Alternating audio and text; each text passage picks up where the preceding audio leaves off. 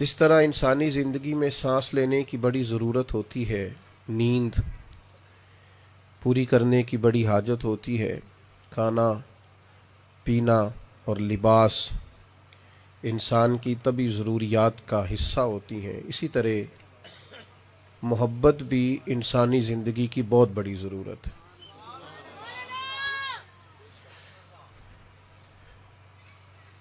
گھر کے اندر اللہ تعالیٰ نے وسعت دے رکھی ہو، ڈھیر سارا سرمایہ ہو، گھر بھی کشادہ ہو، اللہ کے فضل سے اولاد بھی انسان کے پاس موجود ہو، سارا کچھ گھر میں ہے، لیکن اگر میاں بیوی کے درمیان محبت کا رشتہ نہ ہو، اس گھر میں رہا نہیں جا سکتا۔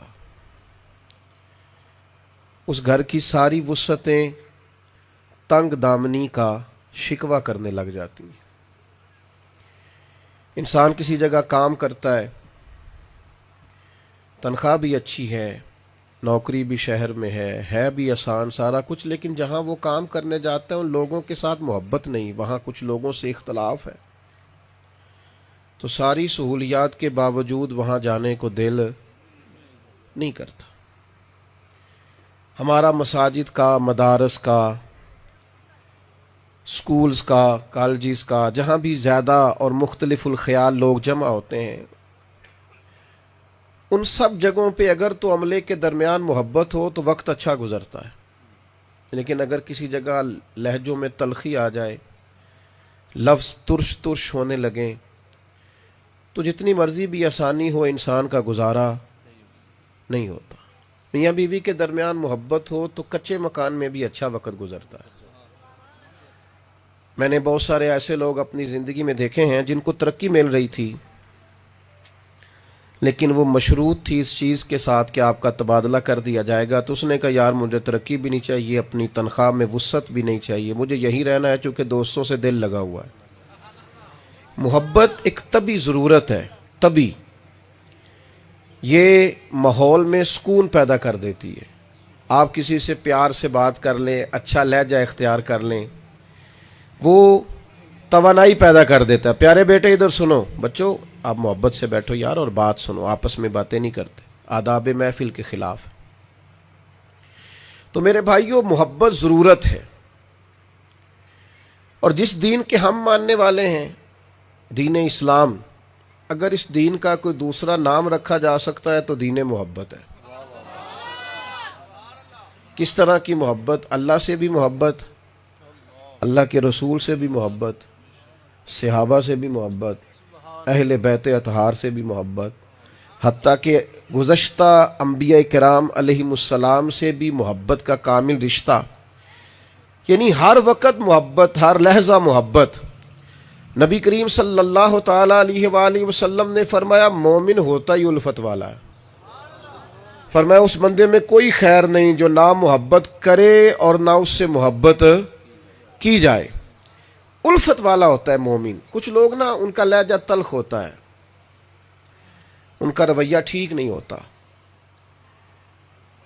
تو والد اور والدہ کبھی کبھی بیٹھ کے کہتے ہیں پتر تو نہ خرچہ نہ دیا کر، پیسے تھوڑے دیا کر، ذرا بات ٹھیک کیا کر، گزارا نہیں ہوتا۔ کبھی کبھی اہلیہ کہتی ہے کہ میں نا تھوڑے ایک آدھے لباس میں بھی گزارا کر لوں گی، لیکن جب آپ توہین کرتے ہیں نا، وہ مجھے کئی راتیں سونے نہیں دیتی۔ اگر کسی خاتون کی زبان ترش ہوتی ہے نا تو اس کا خاوند کہتا ہے کہ تو نہ کھانا پکا ہوٹل سے آ جائے گا، نہ کپڑے دھو ڈالے گا، لیکن اپنے لہجے کو ٹھیک رکھ۔ اور یہ مسئلہ آج کل کچھ زیادہ، ہم جس ملک میں رہتے ہیں نا، یہاں چونکہ اچھی خبریں سنانے کی لوگوں کو عادت نہیں ہے، تو جلدی تلخ ہو جاتے ہیں لوگ، رویے کڑوے ہو جاتے ہیں، لہجہ۔ آپ کو پتہ ہے اسلام نے غیبت سے اتنا زیادہ کیوں منع کیا، غیبت کو سخت ناپسند کیوں کیا؟ غیبت جب کی جاتی ہے تو وہ محبت کی مخالفت ہوتی ہے۔ آپ کسی شخص کا اچھے لفظوں میں ذکر کریں، عمدہ پیرائے میں اس کی تعریف کریں، تو لوگوں کا اس سے ملنے کو دل کرتا ہے۔ لوگ کہتے ہیں یار میری ملاقات کراؤ، میں نے بندے سے ملنا ہے، لیکن اگر آپ کسی بڑے اچھے بھلے آدمی کی غیبت شروع کر دیں، یہ نقص ہے یہ نقص ہے، تو جن کا دل لگا ہوتا ہے ان کا بھی دل ٹوٹ جاتا ہے۔ محبت کا لب و لہجہ، محبت کا انداز، قرآن مجید کی جو آیہ کریمہ کا میں نے حصہ تلاوت کیا تو اللہ تعالیٰ نے فرمایا والذین آمنوا اشد حبا للہ، فرمایا وہ لوگ جو ایمان لے آئے ہیں نا وہ اپنے رب سے شدید محبت کرتے ہیں۔ یہ شدید محبت کو عشق کہتے ہیں، وہ اپنے رب سے شدید۔ آپ کو پتہ ہے ساری رات صوفیہ کھڑے رہتے تھے نماز میں، تو قرآن مجید کہتا ہے والذین یبیتون لربہم سجدا وقیاما، ساری رات سجدوں اور قیام میں کھڑے رہتے تھے۔ یہ کب کھڑے رہتے تھے؟ رب سے پیار ہو گیا تھا، جب محبت الہی غالب آتی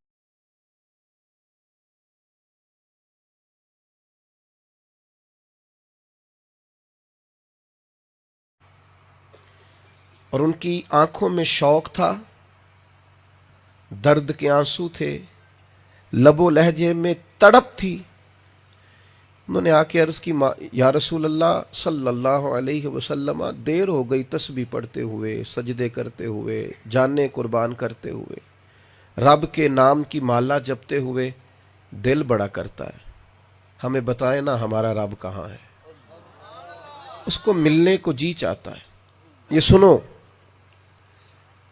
حضور فرماتے ہیں تم میں سے جس کا رب سے ملنے کا شوق ہے نا، اللہ بھی اس کی ملاقات کو پسند فرماتا ہے۔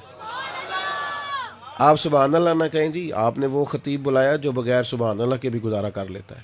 آپ صرف بات سنیں، بے شک چپ کر کے سنیں، کوئی ضرورت نہیں، آپ توجہ کریں، اثر کرے نہ کرے سن تو لے میری فریاد، نہیں ہے داد کا طالب یہ بندہ آزاد۔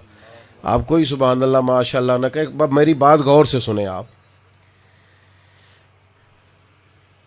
حضور فرماتے تم میں سے جس کا رب سے ملنے کا شوق ہے، پتہ ہے ڈاکٹر اقبال کیا فرماتے ہیں؟ کہتے ہیں میں تیرے عشق کی انتہا چاہتا ہوں، میری سادگی دیکھ کیا چاہتا ہوں، میرا ذرا سا تو دل ہے مگر شوق اتنا وہی لن ترانی سنا چاہتا ہوں۔ مالک میرا دل کرتا ہے میں تجھے کہوں کہ میں تجھے دیکھنا چاہتا ہوں اور تو کہے لن ترانی، تو نہیں دیکھ سکتا، دل کرتا ہے۔ اور ایک مقام پہ کہتے ہیں کبھی اے حقیقت منتظر نظر آنا لباس مجاز میں، لاکھوں سجدے تڑپ رہے ہیں میری جبین نیاز میں۔ صحابہ نے عرض کی یا رسول اللہ یار یہ شوق پیدا کرو، یہ شوق ہونا چاہیے۔ اس بندے سے ملنے کو بڑا دل کرتا ہے جس کے ساتھ فوٹو اچھی آئے گی، وہ اس جگہ جانے کو بڑا دل کرتا ہے جہاں لوگ بتاتے ہیں جگہ خوشنما ہے۔ یہ دیکھو صحابہ کا بھی دل کر رہا ہے۔ عشق الہی میں تڑپ کر عرض کی یا رسول اللہ بتائیے نا رب کہاں ہے؟ تو اللہ کریم نے قرآن مجید نازل کیا، فرمایا وَإِذَا سَأَلَكَ عِبَادِي أَنِّي فَإِنِّي قَرِيبٌ، محبوب جب میرے بندے آپ کے پاس آ کے میرے بارے میں پوچھیں تو ان سے فرما دیجئے میں تو ان کے قریب ہی ہوں، وہ جب بھی دعا مانگیں گے میں قبول کروں گا۔ اللہ کی محبت میں وارفتگی، شوق، درد، اور پھر یہی محبت مکمل ہوتی ہے جب نبی پاک سے محبت ہو۔ اچھا ہمارے ہاں نا محبت رسول کے نعرے لگتے ہیں، بڑی اچھی بات ہے، یہ نعرہ بھی بڑا قیمتی ہے، اور محبت رسول اور نعت رسول پاک اور نبی پاک کی بات یہ ساری یہ محفلوں کی حد تک رہ جاتی ہے۔ اصل نعت پتہ کون سی ہے؟ جو بندہ تنہائی میں سنتا ہے، کوئی بندہ موجود نہیں ہے، اللہ ہے یا اللہ کا رسول ہے، اس نے چاہے موبائل پہ نعت لگا لی ہے لیکن اس کا دل لگ گیا پورا حضور کی نعت کے ساتھ، پورا دل، پوری اس کی کیفیت بند۔ دیکھو نا محبت تو نظر آتی ہے، محبت جب ہوتی ہے تو وہ اپنے ثمرات رکھتی ہے، اپنی علامتیں۔ یہ کیسی محبت ہے کہ محفل میں جا رہا ہوں کسی سے ادھاری ٹوپی لے کے، اور تھوڑی دیر کے لیے مولانا نے کہا دونوں ہاتھ اگر کھڑے کر لو گے تو عاشق رسول ہو۔ یہ کوئی علامت نہیں ہے، یہ تو کچھ تھوڑی سی روٹین ورک کی چیزیں ہیں، لوگوں نے بعض اوقات ماحول ٹھیک کرنے کے لیے اور اگر کوئی ناراض نہ ہو تو اپنا فن دکھانے کے لیے مزاج بنا لیا ہے، ورنہ محبت کا رنگ کچھ اور ہوتا ہے. آپ اندازہ کیجئے نا، حضرت ثوبان بن مالک حضور کی بارگاہ میں آئے ہیں اور مسجد نبوی شریف میں بیٹھ گئے اور اکیلے ایک کونے میں بیٹھ کے رو رہے ہیں، اور انہوں نے اپنی زبان سے اظہار محبت نہیں کیا، بلکہ انہیں حضور نے پوچھا ہے کیوں روتے ہو، تو وہ اور رونے لگ گئے. کریم نے فرمایا ہوا کیا؟ عرض کی یا رسول اللہ صلی اللہ علیہ وسلم، جب آپ کی یاد بڑا ستاتی ہے نا تو حضور میں مسجد میں آ کے زیارت کر لیتا ہوں.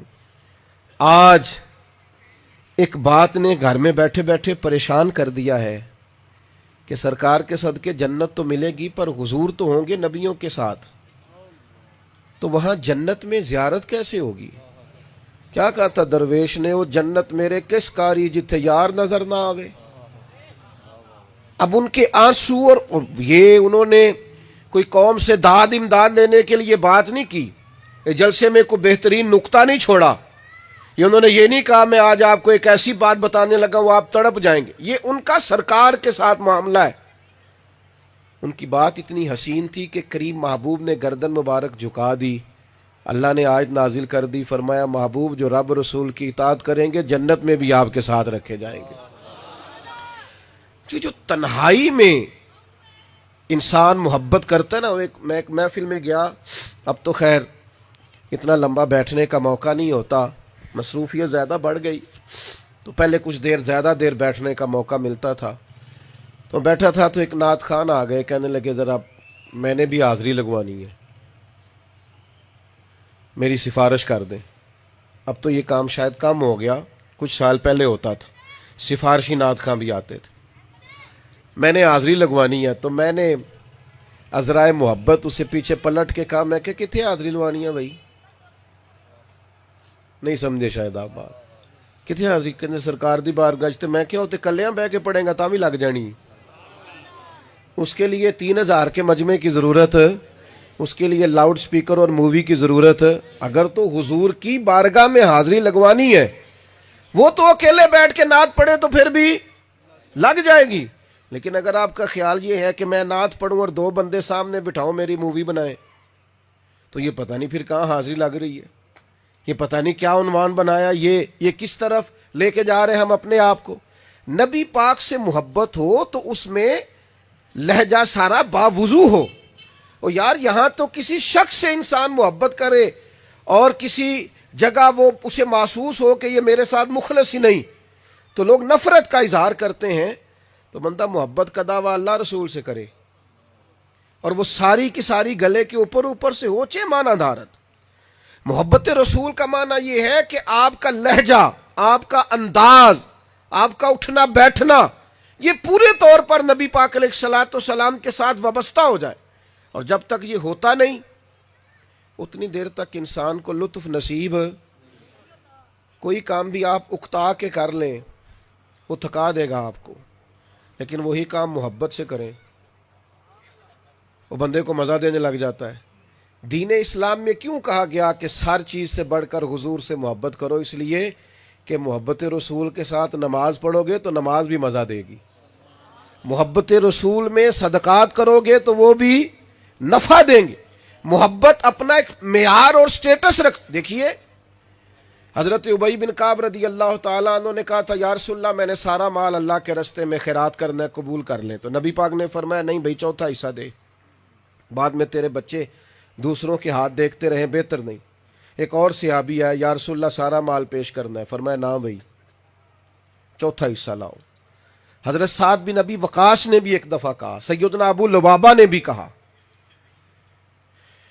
یا رسول اللہ سارا مال دینا ہے، فرمایا نہ بھائی چوتھا حصہ.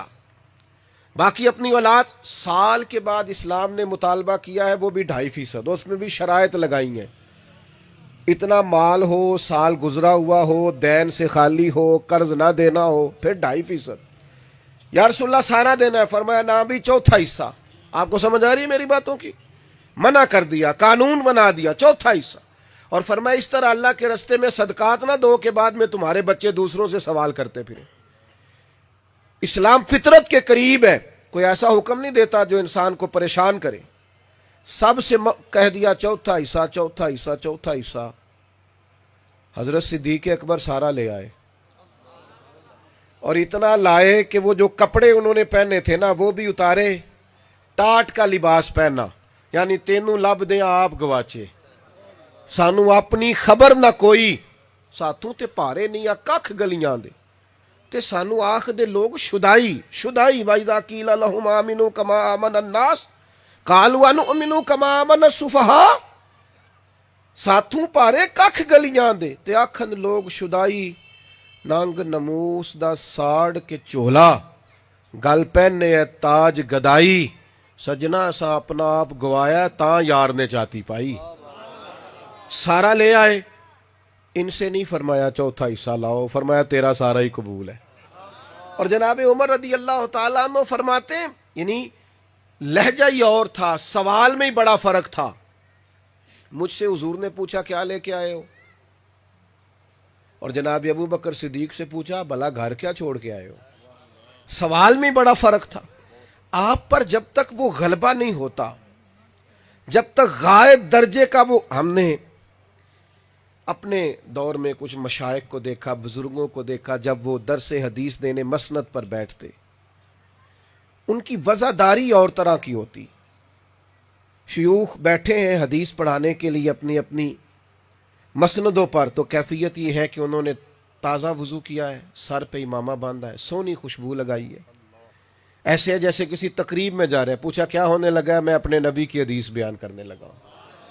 اور میرے بھائیوں, نبی کریم کی محبت, حضور کا پیار جب تک ذہن اور طبیعت پر پوری طور پر غالب نہ آئے, اتنی دیر تک نیرا دعویٰ کرنا اور یہ کہنا کہ جناب میں کو کسی سے کم معاش کے رسول ہوں, اس کی سمجھ آتی.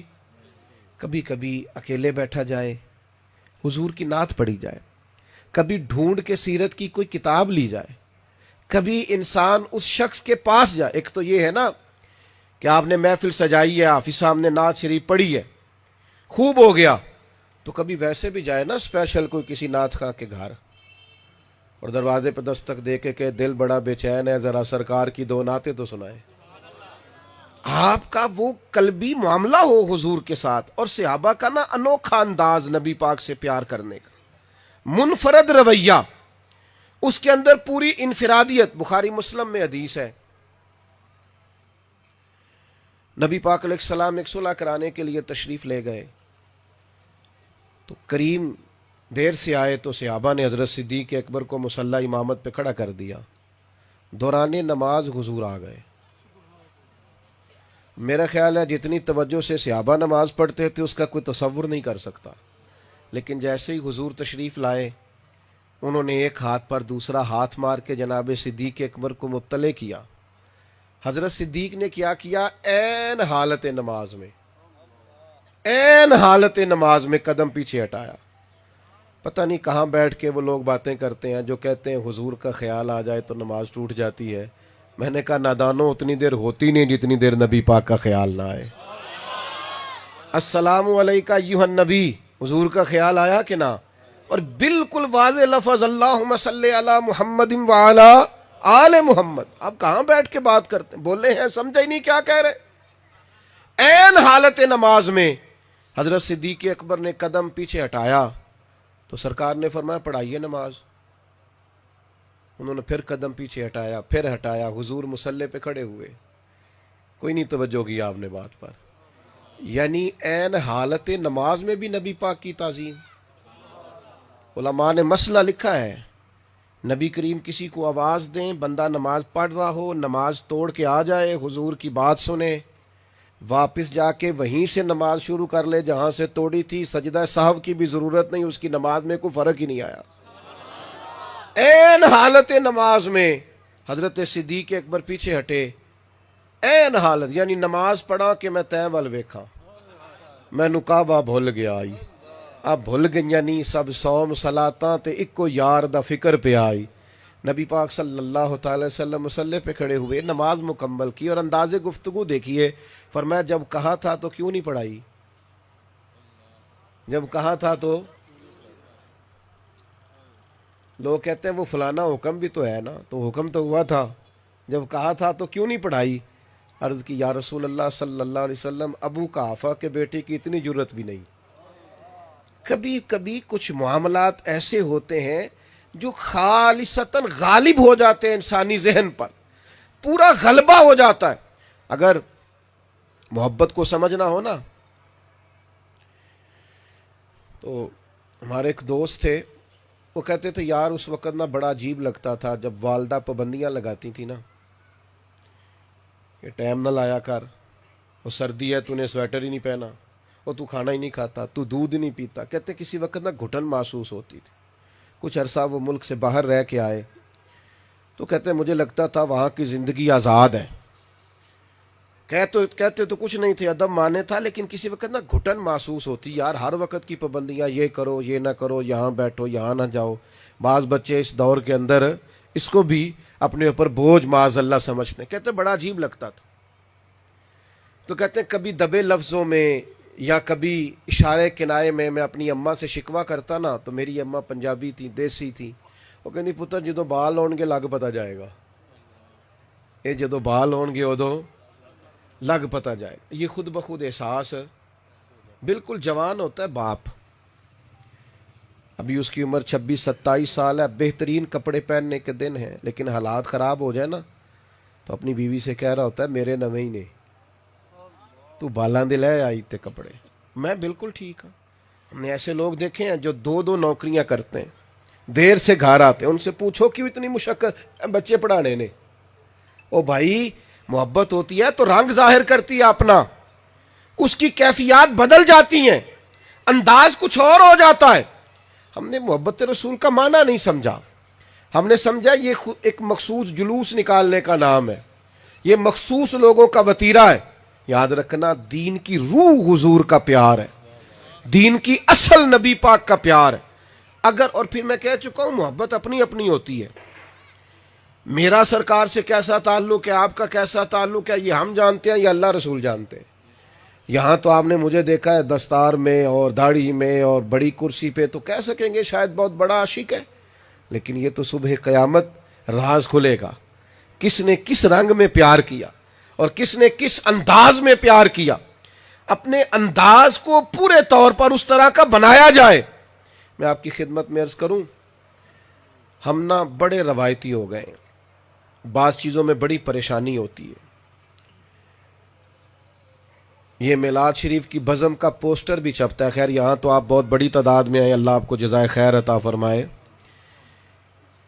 پوسٹر چھپتا ہے، دعوت نامے ہوتے ہیں، کہنا پڑتا ہے۔ میں دوستوں سے اکثر کہتا ہوں جب حضور کے میلاد کی بات آئے، سیرت و صورت کی بات آئے تو امتی کو تو کہنا ہی نہیں پڑنا چاہیے۔ یہاں تو حضور کی محفل میلاد کے لیے قرآن دازی ہونی چاہیے کہ اس دفعہ سارا میرے کھاتے میں۔ یہ جو ہمارا تعلق ہے سرکار سے، جو نسبت ہے، یہ نسبت اس بات کا تقاضا کرتی ہے کہ ہر چیز سے۔ میں ایک دفعہ ملتان سے آگے ایک، ابھی بھی ان سے ہمارا بڑا پیار ہے، ماشاءاللہ 2-3 فیکٹریاں ان کے پاس ہیں، اللہ نے وسائل دیے، تو مجھے دعوت دینے آئے، میں ان کے ہاں چلا گیا محفل میلاد میں۔ میں نے عجیب نظارہ دیکھا، وہ بندہ اتنی بہترین اور اتنی بڑی محفل میلاد سجی ہوئی ہے، اتنے سارے لوگ آئے ہوئے ہیں، لیکن وہ، میں نے کہا وہ کدھر ہے ہمارے میزبان جو دعوت دینے آئے تھے؟ کہنے لگے وہ دیگا کھولنے۔ تو میں نے واقعی دیکھا سارے کپڑے اس کے کام کرنے والوں کی طرح آلودہ اور بڑی اس کی عجیب کیفیت۔ تو میں نے کہا بھیا یہ کیا ہے؟ تو ان کی آنکھوں کی چمک بتاتی تھی کہ کچھ باتیں لوگوں سے داد لینے کے لیے نہیں، وہ کچھ نہیں جی کچھ نہیں، پیر صاحب کوئی ایسی بات نہیں۔ تو ان کے ساتھ کھڑے ساتھی مجھے کہنے لگے یہ سب سے تگڑا آدمی ہے اس علاقے کا، لیکن حضور کی محفل کرتا ہے تو دریاں بھی خود بچھاتا ہے، یہ ایک ایک دانہ خرید کے لاتا ہے جو اس نے پکانا ہوتا ہے۔ یہ ہر اس شخص کی اور کبھی سٹیج پہ نہیں بیٹھا، یہ پیچھے، وہ شہرت سے بچنے والا پیچھے پیچھے رہتا ہے۔ میرا جی چاہتا ہے ساری غزلیں اس پیارے کے نام کرے۔ اتنی وارفتگی ہے سرکار سے، اتنی محبت ہے کہ پیچھے پیچھے ہٹ کے دور سے نظارہ لینا کہ میں نے اپنے نبی کی محفل سجائی۔ اسے کسی تصویر کی، کسی فوٹو کی، کسی کمنٹس کی، کسی لوگوں کے تعارف کی کوئی حاجت نہیں رہتی۔ دوستو خالص پیار کیا جائے، انداز اختیار کیا جائے۔ اور یار میرا بیٹا بھی اس دن پوچھتا ہے کہ آج خصوصی لائٹیں لگ رہی ہیں، آج خیر ہے۔ چھوٹے چھوٹے بچوں کا مزاج ہوتا ہے، وہ گھر میں کوئی انفرادی کام ہو تو پوچھتے ہیں آج کیا ہے۔ یہ ہماری نسل نو تک پیغام جائے کہ رسول اللہ کی محبت کس طرح دلوں میں بیٹھی ہوئی، رنگ اور ہو، انداز نرالا ہو۔ ایک صحابی تھے، اچانک نظر پڑی سرکار کے چہرہ نور پر، تو تڑپ کے عرض کی حضور میں قربان جاؤں، خیریت تو ہے؟ تو نبی کریم نے فرمایا 3-4 دن سے میں نے کھانا نہیں کھایا، کھجور پانی پہ گزارا ہے۔ صرف میٹھا کھانا ہی سنت نہیں، فاقہ کرنا بھی سنت ہے۔ صرف مسواک سے دانت صاف کرنا ہی سنت نہیں، دل صاف رکھنا بھی حضور کی سنت۔ ہم نے نا اسوا بھی اپنی مرضی کا، سنت شریعت کا مفہوم بھی لوگوں نے اپنی اپنی مرضی کا بنا لیا۔ یا رسول اللہ صلی اللہ علیہ وسلم کیا ہوا؟ فرمایا 3-4 دن سے کھانا نہیں کھایا۔ تو فوراً وہ صحابی گھر گئے، گھر والوں سے پوچھا کچھ کھانے کو ہے؟ تو انہوں نے کہا کچھ بھی نہیں۔ پھر وہ اڑوس پڑوس سے پتہ کیا تو پتہ چلا کچھ بھی نہیں۔ پھر وہ بیٹھے نہیں۔ یہ جو محبت ہوتی ہے نا، یہ بیٹھنے نہیں دیتی، یہ رستہ بھی بناتی ہے۔ یہ محبت ہو گئی ہے نا، بیٹے کو محبت ہو گئی ہے کہ میرے باپ کا انتقال ہو گیا، یا باپ بوڑھا ہو گیا، یا بیمار ہو گیا، میں نے اپنا گھر سنبھالنا ہے۔ بہنیں چھوٹی ہوتی ہیں لیکن بھائی کہتا ہے نا میں نے شادی نہیں کرانی، پہلے بہنوں کی کرنی۔ وہ پردیس میں، اور وہاں بیٹھ کے میں نے دیکھا ہے ٹیلی فون پہ ساری ہدایات دے رہا ہے۔ پیار ہو گیا ہے نا خان، محبت تو رنگ بناتی ہے۔ آپ ابا جی سے کہیں جی پیار آپ سے بڑا ہے پر روٹی بڑا بھائی دے گا آپ کو، پیار آپ سے بڑا ہے پر کپڑے بڑا بھائی لے کے دے گا، تو ابا جی کہیں گے تو پیار بھی پاس ہی رکھ، میں پیار بھی اسی سے لے لوں گا۔ جب سارا خیال اس نے رکھنا ہے تو خالی پیار؟ بھئی حضور سے محبت ہے، کوئی اس کا اثر بھی۔ نماز پڑھا کرو، کہتے ہیں دعا کرو میرے لیے، کمال ہو گئی ہے۔ آپ باقی سارے کام بغیر دعا کے کر رہے ہیں، نماز کیوں بغیر دعا کے نہیں ہوتی؟ یہ داڑھی شریف رکھ لو، حضور کی سنت پہ چلو، کہتے ہیں بٹ آپ دعا کریں میں نے ٹھیک ہو جانا ہے۔ بھئی کب؟ آپ کا دعویٰ تو حضور کی محبت کا ہے، تو یہ رنگ کیوں نہیں بدل رہا زندگی کا؟ اطوار اور عادات کیوں نہیں بدل رہی؟ وہ صحابی جب گھر سے بھی کچھ نہیں ملا سرکار کو پیش کرنے کو، بظاہر باہر سے بھی کچھ نہیں ملا، تو یہودی کے باغ میں مزدوری کرنے چلے گئے۔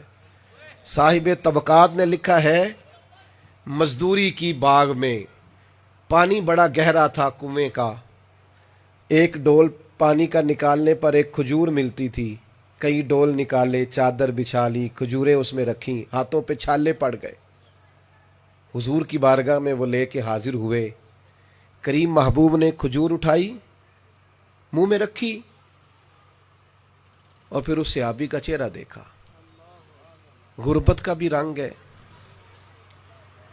اور مشقت کے بھی اثرات ہیں، اور اندر جو جذبہ ہے وہ روشنی بن کے آنکھوں میں اتر آیا ہے۔ کریم نے ایک سوال پوچھا، فرمایا کس نے مجبور کیا تمہیں؟ یہ تمہارے ہاتھوں پہ چھالے، وجود پہ پسینہ، مجبوری کیا تھی بتاؤ؟ تو ایک ہی سوال تھا تو ایک ہی جواب آیا، لمبی باتیں نہیں۔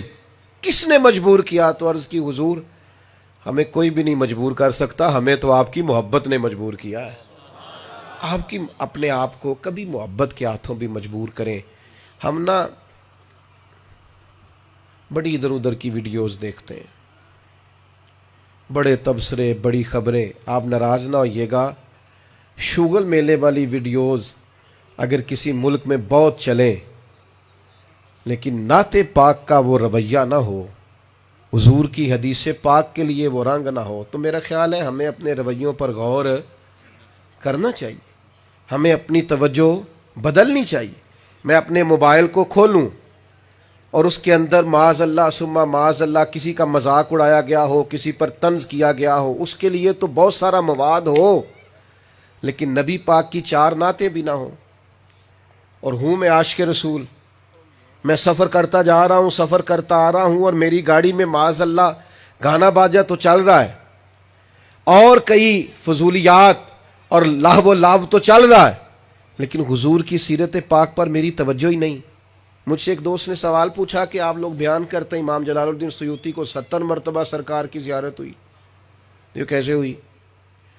تو میں نے کہا ایک تو جواب اس کا روحانی ہے کہ جو آدمی صاف ستھرا رہے، حلال کھائے، سچ بولے، تو اس کی روحانیت ایسی ہوتی ہے کہ زیارت ہو جاتی ہے، شرائط پائی جاتی ہیں. تو ایک اس کا عقلی جواب بھی ہے. بس بات ختم کرنے لگا، غور کیجئے. ایک عقلی جواب بھی. میں نے کہا جو بندہ سارا دن رکشا چلاتا ہے وہ خواب میں بھی رکشا چلاتا ہے. نہیں سمجھ آئی بات کی آپ؟ جو سارا دن سائیکل چلاتا ہے وہ خواب میں بھی ایسا ہوتا ہے کہ نہیں؟ ہلکا ہلکا ایسے ایسے تو کریں، اگر غلط ہے تو ایسے ایسے کر دیں. جو سارا دن کرتے ہیں وہ خواب آتی ہے کہ نہیں؟ اللہ کرے آپ سمجھیں. انشاءاللہ جو دن میں نعت سنے گا خواب میں بھی نعت ہی سنے گا. اور نعت کے دوران اگر اس نے سارا دن وہ ویڈیو دیکھی ہے جس میں مدینہ شریف ہے، مکہ شریف ہے، احد شریف ہے، بدر شریف ہے، تو انشاءاللہ تعالیٰ پھر وہ خواب میں بھی انہی چیزوں کو دیکھے گا. امام جلال الدین سیوطی جو سارا دن سرکار کی حدیثیں پڑھتے پڑھاتے تھے، حضور کے تذکرے لکھتے تھے، تو پھر زیارت بھی تو انہیں سرکار مدینہ کی ہونی ہے نا. جو کام دن بھر کریں گے وہی ہوگا. تھوڑا سا اپنے انداز کو بدلیں. ایک آخری گزارش آپ کی خدمت میں یہ ہے کہ نبی پاک کی محبت نہ انسان کو نرم دل کر دیتی ہے. حضور کا پیار بندے کو معاف کرنے والا بنا دیتا ہے. حضور سے محبت کرنے والوں میں عداوتیں نہیں ہوتی، ان کے پروٹوکول نہیں ہوتے، جھوٹی انا نہیں ہوتی. سرکار سے محبت کرنے والے حضور کی امت سے محبت کرتے ہیں. اپنے اتنا لمبی تو زندگی نہیں ہے، اپنے معاملات پر توجہ دیں. ویسے تو ہمارا خیال ہے فلانا بندہ سیاسی ہے، لیکن تھوڑے بہت ہم سارے ہی سیاسی ہیں. کوئی گھر کی سیاست کرتا ہے، کوئی خاندان کی کرتا ہے، کوئی گلی. ناراض ہو گئے ہو آپ کی؟ چلو بات نہیں کرتے، کسی اور کی کر لیتے ہیں. لیکن یہ کہ کسی نہ کسی حد تک سارے ہی سیاسی، یہ رویے حضور سے پیار کرنے والے بڑے منفرد لوگ ہوتے ہیں. وہ ان ساری چیزوں سے بڑا اوپر چلے جاتے ہیں، ان کا مفاد بڑا اوپر، پھر وہ کہیں اور کسی اور رستے کے مسافر ہو جاتے ہیں. اس لیے سوچوں کو بالغ کریں، فکروں کو جوان کریں، اپنے نظریات کو پختہ کریں. آپ نظریاتی لوگ بنے، نظریاتی. اس طرح کا رویہ اپنائیں کہ پہاڑ بھی ہو کر گزر جائے تو انسان کو کوئی اثر نہ ہو. درود پاک کی عادت اتنی گہری ہو کہ خود بخود زبان پر جاری ہو جائے. اور انسان کا سرکار سے محبت کا، نعت کے لیے نا سر کی ضرورت نہیں ہوتی، آواز کی ضرورت نہیں ہوتی. نعت کے لیے تو پیار کی ضرورت ہوتی. تو وہ جتنا زیادہ پیدا کر سکیں اتنا کریں. اللہ کریم اس بھرپور محفل کو اپنی بارگاہ میں قبول فرمائے. جن دوستوں نے یہ محنت کی اللہ تعالیٰ ان کو، میں نے اس پر بات تو کر دی ہے لیکن آپ صاحب کہہ رہے ہیں تو ایک بات اور کر دیتا ہوں. بیٹھ جائیں، تشریف رکھیں، بیٹھ جائیں. ایک چھوٹی سی بات ہے، اس پر مجھے توجہ دلانے کا کہا گیا ہے. اسلام جو ہے نا وہ خواتین کو بہت احترام دیتا ہے. ہمارے پاس جو قیمتی چیزیں ہوتی ہیں نا، قیمتی چیزیں، وہ ہم نے پردوں میں رکھی ہوئی ہوتی ہیں. جس بندے کے پاس 5-7 لاکھ روپیہ کیش پڑا ہے کبھی باہر نہیں لے کے آئے گا، چھپا کے رکھ کے. بچوں کو بھی نہیں بتاتے لوگ، قیمتی چیز ہے نا. کسی کی جیب میں چند تولے سونا ہونا، گھر والوں نے کہا یہ سنار کو دے دیجئے گا، تو آپ اسے جتنا مرضی روکے، یار ذرا آپ محفل ہے، کہتا ہے 10 منٹ دیو، کیونکہ جیب میں قیمتی چیز ہے. وہ پہلے جاتا ہے سنبھال کے آتا ہے. سمجھ آ رہی ہے بات کی؟ جن چیزوں کو قیمتی سمجھتے ہیں انہیں لوگ پردے میں رکھتے ہیں. اسلام اپنی بیٹیوں کو قیمتی سمجھتا ہے، لہذا انہیں پردے میں رکھتا ہے. ان کو اسلام کہتا ہے کہ تم وزادار بنو، با پردہ بنو. اور پردے کا مطلب یہ نہیں ہے کہ بی بی برقع پہن لے اور سارا بازار ہوا ہے تو کہ میں پردہ دار ہوں، برقع جو پہنتی ہوں. پردہ دار اس خاتون کو کہتے ہیں جو ضرورت کے بغیر گھر سے نکلے ہی نہ. اور دوسری بات، آج میرا دل ہے میں کر دوں، گھر کے اندر ماحول کو بہتر رکھنے کے لیے سب سے زیادہ کردار خاتون کا ہوتا ہے. کبھی بھی خاوند کو اس کٹہرے میں کھڑا نہ کریں کہ وہ باپ کے مقابلے میں آئے، ماں کے مقابلے میں آئے. کبھی بھی اس طرح کا رویہ نہ اپنائیں. ماں باپ جس طرح کے بھی ہوں وہ جنت اور دوزخ ہوتے ہیں. خدمت جنت ہے، نافرمانی دوزخ۔ کبھی ایسا ماحول نہ بنائیں گھر میں، اپنے ظرف کو بڑا کریں۔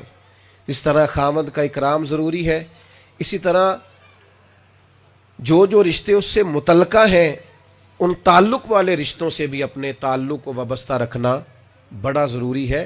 تھوڑا دل بڑا کریں۔ ہمارے گھروں میں ایسی جنگ لگی ہوئی ہے، ایک بچہ کہنے لگا میرا گھر جانے کو دل ہی نہیں کرتا، اس لیے جب جاتا ہوں لڑائی ہوتی ہے۔ تو گھر تو سکون کی جگہ ہے، آپ نے اسے بے سکون کر دیا۔ تو میری گزارش ایسا نہیں ہے کہ سب جگہ خواتین کی وجہ سے مسائل ہیں، لیکن اگر وہ کردار ادا کریں گی تو بڑی حد تک بہتری ہو جائے گی۔ حضرت مالک بن دینار فرماتے میں نے 60 حج کیے، ایک حج کے موقع پر میں نے بڑا رش دیکھا، لاکھوں کا اجتماع ہوا۔ میری باتوں کی سمجھ تو آ رہی ہے نا آپ دوستوں؟ جو نہیں بول رہے انہیں بھی آ رہی ہے نا؟ اللہ جزا دے۔ کہتے ہیں لاکھوں کا مجمع تھا، تو میرے دل میں خیال آیا، میں نے کہا اے اللہ، اتنے لوگ آئے ہیں، ان کا حج قبول بھی ہوا ہے کہ نہیں؟ فرماتے ہیں میں سوچ رہا تھا تو رات کو نا خواب میں نے کسی کہنے والے کو کہتے ہوئے سنا کہ سب کا قبول ہو گیا ہے۔ بلخ کا رہنے والا محمد بن ہارون بلخی ہے، اس کا حج قبول نہیں ہوا۔ فرماتے ہیں شہروں کے علیحدہ علیحدہ خیمے لگتے تھے، اب بھی آپ حج کرنے جائیں تو پاکستانیوں کی رہائشیں علیحدہ ہوتی ہیں، انڈین کی علیحدہ، بنگلہ دیش کے علیحدہ، مصری، یمنی، سب لوگ علیحدہ علیحدہ رہائشیں ہوتی ہیں، جھنڈے لگے ہوتے ہیں ملکوں کے۔ کہتے ہیں میں نے سویرے اٹھ کے ڈھونڈنا شروع کر دیا، ڈھونڈتا ہوں وہ بندہ ملے۔ کہتے ہیں جہاں بلخ شہر کے لوگ رہتے تھے وہاں چلا گیا، تو میں نے لوگوں سے پوچھا تم میں محمد بن ہارون بلخی کون ہے؟ لوگ کہنے لگے وہ تو بڑا نیک آدمی ہے، پرہیزگار ہے، بڑے بولے بھالے، بڑے اللہ والے، ریاض آپ کو بس ہم ہی جانتے، وہ تو بڑا نیک ہے، پرہیزگار آدمی۔ میں نے کہا اچھا کہاں ہے؟ انہوں نے کہا پہاڑ کے پیچھے اس نے خیمہ لگایا ہوا ہے، ساری رات عبادت کرتا ہے، سارا دن روزہ رکھتا ہے، قائم اللیل ہے، صائم الدہر ہے۔ کیا بات؟ فرماتے ہیں میں ان لوگوں کی بات سن کے حیران ہو گیا کہ مجھے کیا بتایا گیا، یہ کیا کہہ رہے ہیں؟ فرماتے ہیں میں پہاڑ کے پیچھے گیا۔ حضرت مالک بن دینار علیہ رحمہ فرماتے ہیں جب میں وہاں پہنچا تو میں نے اس شخص کو مصلی پہ بیٹھے دیکھا، کثرت عبادت کے آثار اس کے وجود پر نظر آ رہے تھے، سیدھا بازو اس کا کٹا ہوا تھا۔ فرماتے 2 رکعتیں مکمل کر کے نا میں نے اسے السلام علیکم کہا تو مجھے کہنے لگا وعلیکم السلام، آپ مالک بن دینار ہیں؟ میں نے کہا بڑی اس کی فراست ہے۔ فرماتے پھر اس نے ٹھنڈی سانس لی، کہنے لگا آپ کو خواب آئی ہوگی کہ میرا حج قبول نہیں ہوا۔ فرماتے ہیں مجھ پر اور بجلی گری کہ کیا کہہ رہا؟ فرماتے میں نے کہا یار لوگ بھی تیری تعریف کر رہے ہیں اور تیری بصیرت بھی بڑی ہے، تو یہ ماجرا کیا ہے؟ کہنے لگا آپ نہ پوچھیں۔ یہ کہہ کے اس نے رونا شروع کیا، دیر تک روتا رہا۔ میں نے کہا نہیں یار تو بتا۔ کہنے لگا نہیں آپ نہ پوچھیں، آپ ناراض ہو گئے۔ میں نے کہا میں نہیں ہوتا، تو بولنا۔ کہنے لگا حضور 24 سال ہو گئے مجھے حج کرتے ہوئے، 24واں حج ہے میرا، اور ہر سال کوئی اللہ کا ولی آ کے بتاتا ہے کہ جا چلا جا تیرا کوئی نہیں قبول ہوا۔ بے پروائی ویک سجن دی جتھے کسے دی پیش نہ جاوے، انہیں تاجہ والے در در رولے تے منگتیاں تخت بٹھاوے، آزم کسے نو کارا ملدا ہی کوئی کعبے خالی آوے۔ کہتے ہیں اس نے مجھے کہا حضور 24واں حج ہے، ہر سال کوئی بتاتا ہے۔ میں نے کہا تیری غلطی۔ کہنے لگا میں اپنی ماں کا نافرمان۔ میں نے کہا واقعہ کیا ہوا؟ کہنے لگا حضرت اللہ نے مجھے دولت دی، مال دیا، زمینیں دی، تو میں عیاش ہو گیا۔ امام مالک بن دینار رحمۃ اللہ علیہ فرماتے ہیں مجھ سے کہنے لگا پیسے آئے تو میں عیاش ہو گیا۔ رمضان کا مہینہ تھا، عصر کے بعد میری اماں افطاری کی تیاری کر رہی تھی، میں گیا، میں نے کہا شراب پی ہوئی، اماں روٹی دے، تو اماں کہنے لگی شرم کر، شرم کر، روزہ رکھا نہیں تو جنہوں نے رکھا ہے ان کا تو خیال کر۔ کہتے اماں کی بات کا مجھے غصہ لگا، میں کہا کرتا ہوں بد نصیب ہے وہ بیٹا جس کا باپ اس سے بات کرتے ہوئے ڈرتا ہے کہ پتہ نہیں کہاں سے بولے گا۔ بد نصیب نہیں وہ بیٹا جس کی ماں اس سے بات کرتے ہوئے سہم جاتی ہے کہ پتہ نہیں کون سی بولی بولے گا۔ بد نصیب نہیں کہ ماں باپ بھی جس سے کھول کے بات نہ کر سکے۔ حضرت مالک بن دینار سے کہنے لگا اماں نے جب کہا نا شرم کر تو مجھے غصہ آیا، میں نے ماں کو تھپڑ مارا اور میری ماں جلتے ہوئے تندور میں گری۔ لوگوں نے مجھے پکڑ کے اندر بند کر دیا کمرے میں، ساری رات میں شور سنتا رہا پر نشے میں دھوت رہا۔ سویرے آنکھ کھلی تو میری بیوی بیگ باندھ رہی تھی۔ میں نے کہا کہاں جا رہی ہو؟ کہنے لگی جو ماں کا نہیں بنا میرا کیسے بنے گا؟ میں نے کہا میری اماں کا، وہ تو لوگوں نے رات کو ہی دفن کر دی جنازہ پڑھ کے۔ تڑپ کے کہنے لگا مجھے کیوں نہیں بتایا؟ تو کہتے ہیں لوگ کہنے لگے تیری مرتی ہوئی ماں کہہ گئی تھی اسے میرا منہ نہ دیکھنے دینا، میرے جنازے کے قریب نہ آئے۔ حضرت مالک بن دینار فرماتے ہیں جب اس نے یہ بات سنائی تو میں نے بھی اس کے منہ پہ تھپڑ مارا۔ میں نے کہا تو اسی قابل ہے۔ کہتے ہیں وہ رونے لگا، حضور دعا کرے اللہ مجھ سے راضی ہو جائے۔ کہنے لگا جب ماں کی انتقال کی خبر ملی تو میں نے کلاڑی لے کے وہ ہاتھ کاٹ دیا جس سے ماں کو مارا تھا۔ میں نے ساری جائیدادیں خیرات کر دی۔ 24 سال ہو گئے، 24 سال ساری رات نماز پڑھتا ہوں، روزہ رکھتا ہوں، حج کرتا ہوں، پر ہر سال کوئی آ کے کہتا ہے جا دوڑ جا تیرا کوئی نہیں قبول ہوا۔ حضور دعا کرے مالک راضی ہو جائے۔ فرماتے میں تھپڑ مار کے آ گیا۔ میں نے کہا تجھ سے راضی ہو جائے اتنے ظالم سے؟ امام مالک فرماتے رات کو آ کے سویا تو مجھے خواب میں رسول پاک کا دیدار ہوا۔ تو نبی پاک علیہ السلام نے فرمایا مالک تو اسے مایوس کیوں کر آیا ہے؟ اللہ تو بڑا مہربان ہے۔ کہا حضور ماں کے نافرمان کو معافی کیسے ملے گی؟ تو امام مالک فرمانے لگے نبی کریم نے فرمایا جا اسے جا کے بتا دے تجھے قیامت میں تیری ماں کی وجہ سے بخش دیا جائے گا۔ کہا حضور اماں کی وجہ سے کس طرح؟ تو محبوب فرمانے لگے اس کی ماں قیامت میں اس کے خلاف مقدمہ دائر کرے گی رب کریم کی عدالت میں، اے اللہ میں نے 9 ماہ پیٹ میں رکھا، درد سہ کے اسے جنا، جگر کا خون پلا کے پالا اور اسی نے مجھے قتل کیا۔ رب کریم اس کی ماں کا مقدمہ سن کے کہے گا اٹھاؤ اس کو دوزخ میں پھینکو، اس نے ماں جلائی تھی اسے بھی جلاؤ۔ محبوب فرمانے لگے جب پکڑ کر کے مالک اس کو محمد بن ہارون کو لوگ لے جائیں گے نا جہنم کی طرف، ابھی فرشتے گھسیٹیں گے ہی تو پلٹ کے پھر اماں کی طرف دیکھے گا اور دوسری دفعہ پھر گھسیٹیں گے تو پلٹ کے دیکھے گا اور تیسری دفعہ پھر پلٹ کے کہے گا اماں یہ مجھے جلانے لگے، اماں یہ جہنم میں پھینکنے لگے۔ میرے حبیب فرمانے لگے وہ جل کے مرنے والی ماں وہاں بھی بولا بنایا ہوا، اپنی زندگی جد و جہد والی بناؤ۔ نوجوانوں زندگی میں طے کر لو ہم نے نوکری کرنی ہے، پہلے ماں باپ کی کرنی ہے، پھر بہن بھائیوں کی کرنی ہے، پھر محلے دار دوست احباب جس کو ضرورت پڑی ہم اپنی خدمات پیش کریں گے، بال بچوں کی کریں گے، ڈیوٹیاں کریں گے، خدمات کریں گے، آگے بڑھیں گے، دین کے لیے نکلیں گے۔ زندگی میرے صاحب رحمت اللہ علیہ فرمایا کرتے اور زمین کے اوپر کام، نیچے جا کے آرام، جاگنا ہے جاگ لے افلاک کے سائے تلے، پھر حشر تک سوتا رہے گا خاک کے سائے تلے۔ مرنے سے لے کر قیامت تک سونا ہی سونا ہے نا، تو سونا راج کے سونا، اور انشاءاللہ بڑی سونی جگہ ملیں گی سرکار کے صدقے۔ مومن کی جنت، مومن کی قبر جنت کے باغوں میں سے باغ ہے۔ یہاں اگر محنت کرو گے تقوی اختیار کرو گے تو جنت کا باغ، اور باغ بھی وہ جس میں آنکھ کھلے گی تو پیالی زیارت ہی مدینے والے رسول کی نصیب ہو۔ آج پھولے نہ سمائیں گے کفن میں آسی، قبر کی رات ہے ان سے ملاقات کی رات۔ تو جد و جہد آج کی رات کا، کل کے دن کا، پرسوں کی شب کا، پرسوں کے دن کا پیغام جد و جہد، عملاً جد۔ اور ایک اور بات بھی امام حسین نے ہمیں یہ سبق دیا، سویرے نتیجہ نہ مانگ لینا محنت کر کے۔ کچھ لوگوں کو اگلے دن صبح سویرے رزلٹ بھی چاہیے۔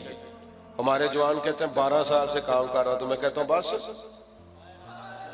میں اتنی دیر سے بس بھائی میں 6 ماہ سے آ رہا ہوں، بس اتنی جلدی؟ امام حسین رضی اللہ تعالیٰ عنہ خاندان سمیت شہید ہو گئے، پر یزید 4.5 سال حکومت پھر بھی کر گیا۔ 4 سے 4.5 سال یزید پھر بھی حکمران رہا، سویرے تختہ نہیں الٹ گیا۔ لیکن آج انقلاب کیا ہے؟ جو کسی حوالے سے یزید کہ وکیل بھی ہیں نا وہ بھی ذرا ڈر ڈر کے نام لیتے ہیں، ذرا سہم سہم کے بچ بچ کے اشاروں کنایوں سے، ہیں بھی تھوڑے سے زیادہ نہیں، کہیں بچ بچا کے نام لیتے ہیں۔ اور بابا جی سے پوچھو نا عمر کتنی ہے، کہتے 60 سال، تو نام کیا؟ کہتے غلام حسین۔ رکھیا کنے؟ کہتے دادا جی نے۔ اس کا مطلب ہے 100 سال پہلے کے بابے بھی کہتے تھے آج پوتا ہوا ہے لیکن ہونا حسین کا غلام چاہیے، ہونا حسن کا غلام، حسن غلام حسین۔ یہ مزاج تھا نہ زیاد کا وہ ستم رہا، نہ یزید کی وہ جفا رہی، جو رہا تو نام حسین کا جسے زندہ رکھتی ہے کربلا۔ اور انسان کو بیدار تو ہو لینے دو۔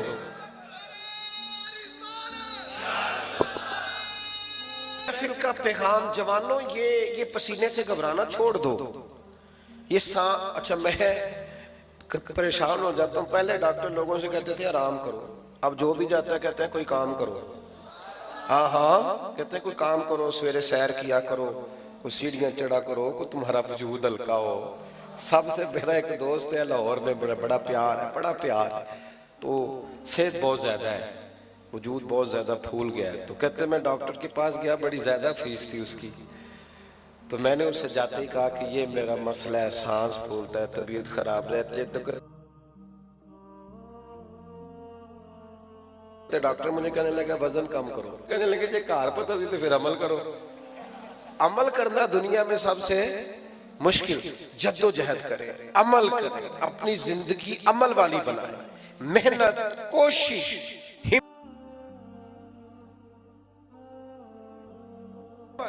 میں اپنا کام میں والا میں آپ کرنا ہے۔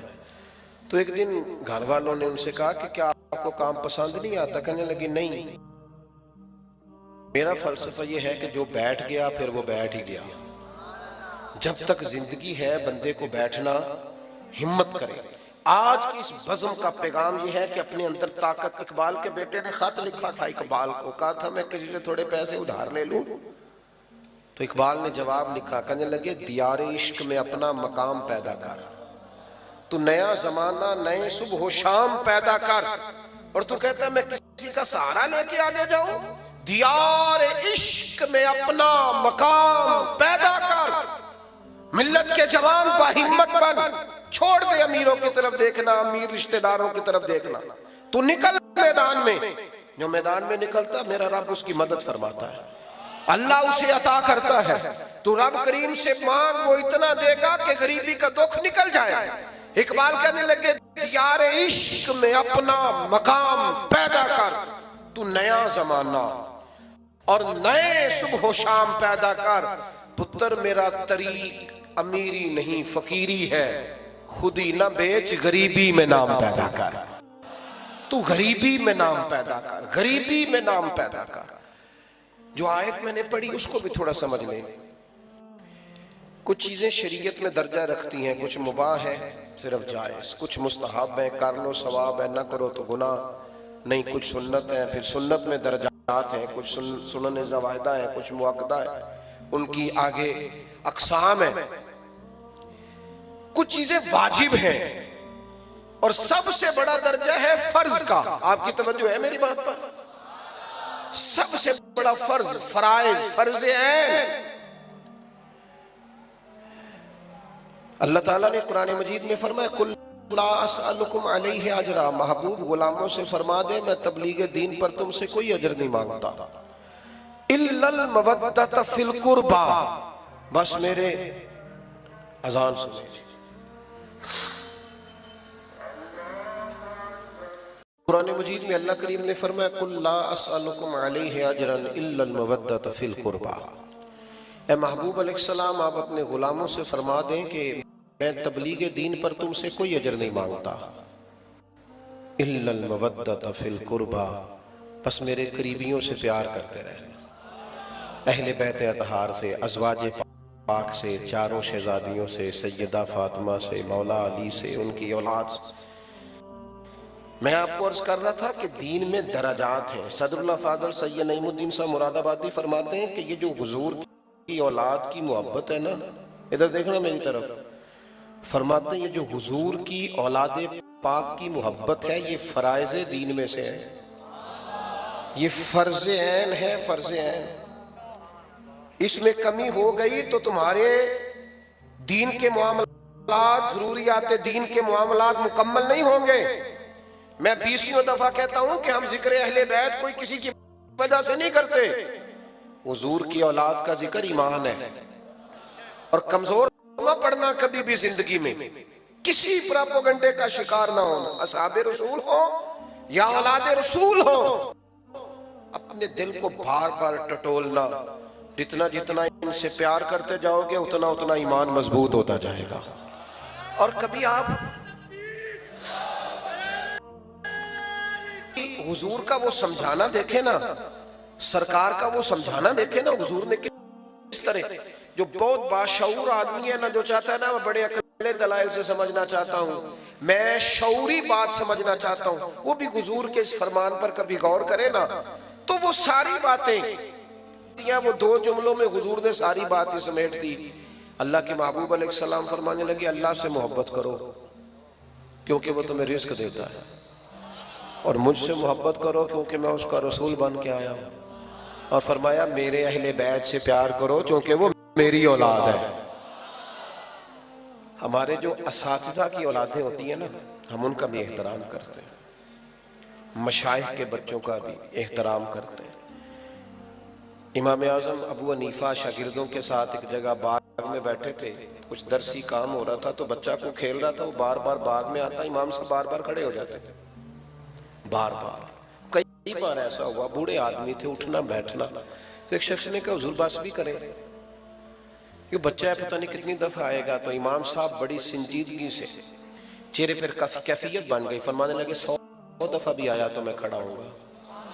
حضور کیوں؟ فرمانے لگے میرے استاد جی کا پوتا ہے تے اصلا نال جے نیکی کریے تے او نسلہ تاک نہیں بھول دے۔ ہاں اصلا نال جے نیکی کریے تے او ہم تو اساتذہ اور مشائخ کے بچوں کے ناموں پر نظریں جھکانے والے ہیں، یہ تو رسول پاک کی اولاد ہے، یہ تو نبی پاک کا خاندان ہے، کبھی بھی کمزور نہ پڑنا۔ یہ محبت فرائض دین میں سے، آج کل چونکہ ہر چیز بحث کے نام ہو گئی ہے اور ہر چیز پر اب حاس ہوتی ہے، چلو علماء کبھی احقاق حق کے لیے کر بھی لیں، لیکن عوام ہر وقت ہی بحث کرتی ہے۔ خدا را پیار کرنا، محبت کرنا درد سے۔ 9-10 محرم کو نا روزہ رکھیں اور قرآن مجید کی خود تلاوت کریں، جتنا خود پڑھ سکتے ہیں نا۔ یہ آج کل یہ بھی بڑا مسئلہ ہے، اصالہ ثواب کے لیے کسی سے لینا منع نہیں، لیکن یار تو خود بھی تو کچھ پارا پڑھنا، کہ سارا دوسروں سے ہی تو نے مطالبہ کرنا۔ جتنا پڑھ سکتے ہیں خود پڑھیں، حلال طیب پاکیزہ پیسوں میں سے لنگر شریف بنائیں، تھوڑا بنا لیں، سادہ بنا لیں، لیکن طیب طاہر نظر پیش کریں، اور اپنے گھر میں امام حسین کے نام کا ذکر کریں۔ اپنے بچوں کو بٹھا کے، حضور نے ہمارے ذمہ لگایا ہے کہ اپنی اولاد کو میری اولاد کی محبت سکھاؤ، اپنے گھر والوں میں بیٹھ کر بزم سجائیں۔ جو عنوان تھا اس پر بھی 1-2 بات کر دوں، اگرچہ مضمون مکمل ہو گیا۔ ہمارے دوستوں نے عظمت والدین کانفرنس رکھی ہے۔ انسان کی نا کچھ کمائیاں ایسی ہوتی ہیں جو وہ سمجھتا ہے کہ یہ میری کل جمع پونجی ہے، یعنی کچھ جگہوں پہ نا بندہ فل انویسٹمنٹ کر دیتا ہے، ساری رقم وہیں لگا دیتا ہے، بعد میں وہ کہتا ہے ساری یہاں لگ گئی، یہ میری کل جمع پونجی۔ یہ جو اولاد ہوتی ہے نا، یہ بندے کی کل جمع پونجی ہوتی ہے۔ یہاں مال بھی لگا ہوتا ہے، اور آپ یقین کریں بچوں پہ لگا کے ماں باپ کبھی حساب بھی نہیں کرتے، بچے بعد میں کرتے ہیں حساب، ابا جی تو پرسوں ہی 5000 دیتا سی، لیکن ابا جی کبھی حساب بچے کر لیتے ہیں کسی وقت۔ کبھی پچھتاوا نہیں ہوتا بندے کو اولاد پر خرچ کر کے، کبھی بھی، بلکہ جس دن ابا زیادہ خوش ہوتا ہے اس دن بچوں کے لیے تحفے لے کے جاتا ہے، بچوں کے لیے۔ بعد میں بچے یہ کام نہیں کرتے، ان کے پھر یار ہو جاتے ہیں، دوست ہو جاتے ہیں، پھر ٹھنڈے علاقوں کا سفر ہوتا ہے، ان کے اپنے پروگرام ہوتے ہیں۔ انسان اپنی زندگی میں سب سے زیادہ، میں نے دیکھا ہے چڑھتی جوانی میں بھی والد کہتا ہے یار عید آ گئی تو گھر والوں سے کہتا ہے میرے کپڑے نہیں ہیں، حالانکہ اس کی خواہشات ہیں، کہتا ہے بچوں کے لے لو۔ پردیس میں 30 سال باپ چلا جاتا ہے، کمبل نہیں بدلتے لوگ، جو جاتے خریدا ہوتا ہے واپس آنے تک وہی ہوتا ہے، 30 سال ہو گئے کمبل نہیں بدلا، اور پیچھے کئی دفعہ گھر مرمت ہوا، وسیع ہوا، نیا بنا۔ سب سے زیادہ انویسٹمنٹ بندہ اولاد پہ کرتا ہے۔ مجھے سچ بتانا، بندے کی اگر وہ کمائی ضائع ہو جائے جس پر اس نے سب سے زیادہ خرچ کیا ہو تو کتنی کو تکلیف ہوتی ہے. آپ کی توجہ ہے میری بات پر؟ تو اگر اولاد پر انسان سب سے زیادہ خرچ کرے اور اولاد ہی نافرمانی کرے، قرآن مجید نے کہا وَبِالْوَالِدَيْنِ إِحْسَانًا، اپنے والدین کے ساتھ احسان کرو. نبی پاک علیہ السلام سے ایک نوجوان نے پوچھا تھا یا رسول اللہ میرے ابا جی مجھ سے پیسے مانگتے ہیں، حکم کیا ہے؟ سادہ سا جواب تھا، دے دے یا نہ دے، دو ہی باتیں. والد صاحب پیسے مانگتے ہیں کیا کروں؟ سادی سی بات تھی نا، دے دے یا نہ دے. تو حضور نے جو جواب دیا اس نے سارا مضمون مکمل کر دیا. محبوب فرمانے لگے تو بھی اپنے باپ کا ہے، تیرے پیسے بھی تیرے باپ کے ہیں. جب ہے ہی اسی کے تو یہ تو نے کیا کہا دوں یا نہ دوں، ہے ہی اسی کے، ہر چیز ہی اسی کی ہے. ہمارے ہاں کچھ بچے نا والدین کے پاس اس طرح جاتے ہیں رات کو جس طرح MBBS ڈاکٹر نہیں وارڈ میں جاتا. ابا جی کیا حال ہے، دوائی کھائی تھی، کوئی چیز تو نہیں چاہیے؟ تو ڈاکٹر ہے، تو یہاں ہیڈ آف دی ڈپارٹمنٹ ہے، پتہ کرنے آیا. وہ ان کے پاس بیٹھ، ان کے پیروں میں بیٹھ، انہیں وقت دے. تجھے پتہ ہے نبی پاک علیہ السلام نے فرمایا جنت ماں کے قدموں کے نیچے.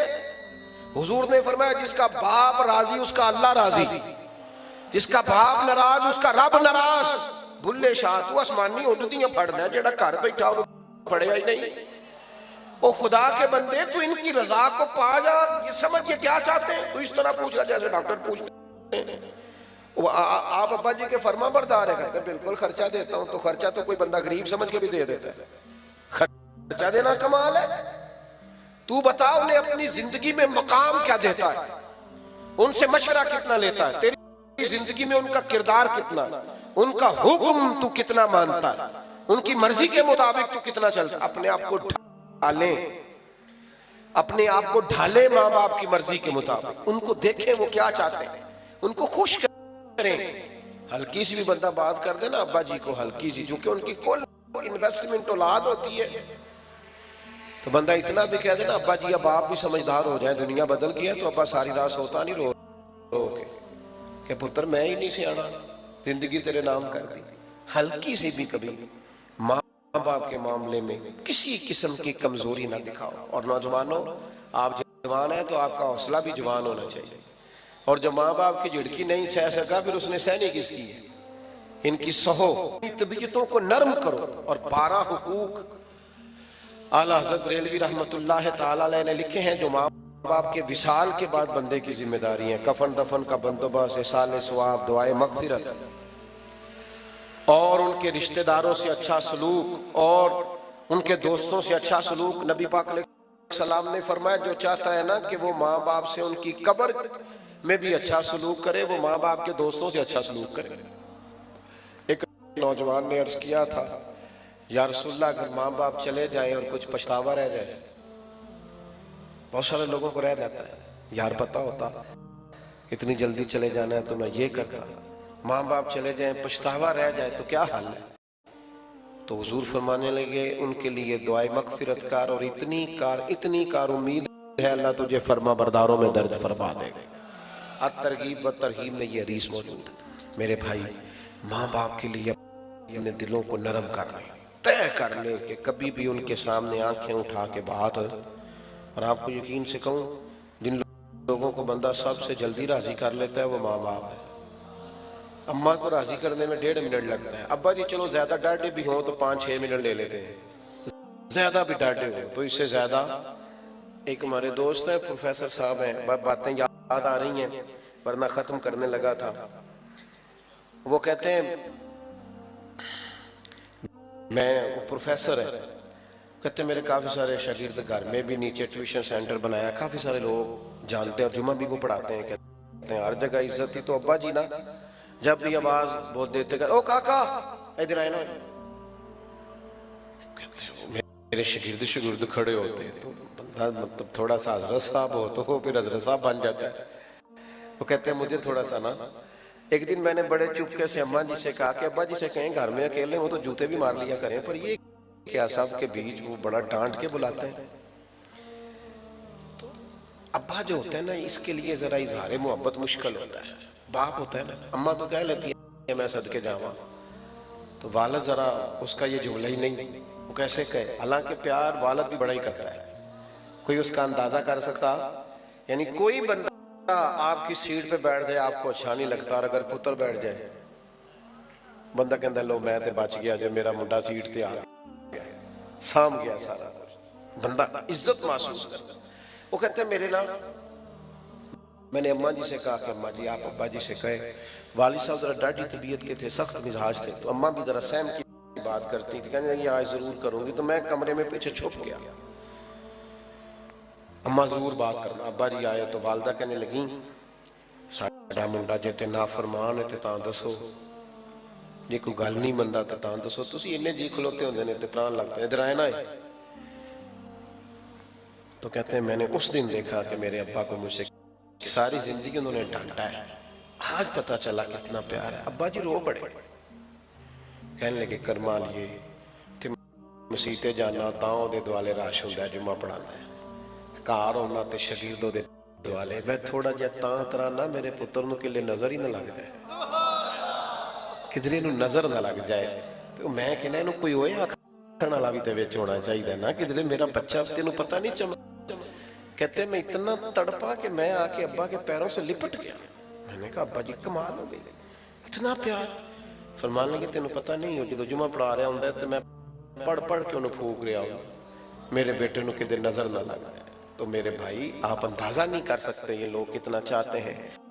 اس لیے میں بڑی دنیا گھومتا ہوں، لیکن جب تک اماں جی تھی نا تب تک ماحول اور تھا.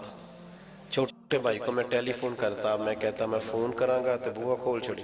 انسان دنیا کے اندر جیسے جیسے وقت گزارتا ہے تو دھوپ بھی دیکھتا ہے، چھاؤں بھی دیکھتا ہے، اپنی امیدوں کو ٹوٹتا بھی دیکھتا ہے اور اپنے خیالات کو جوان ہوتا بھی دیکھتا ہے.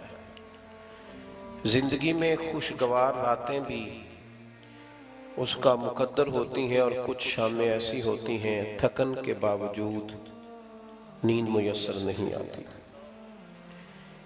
جو لوگ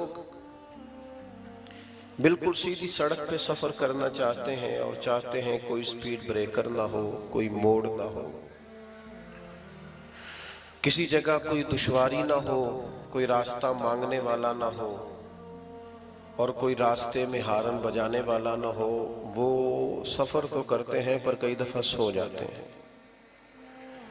لیکن جن کو پتا ہو کہ موڑ بھی کٹیں گے، سپیڈ بریکر بھی آئیں گے، راستہ بھی دینا پڑے گا، ان کی ذرا آنکھ کھلی رہتی ہے.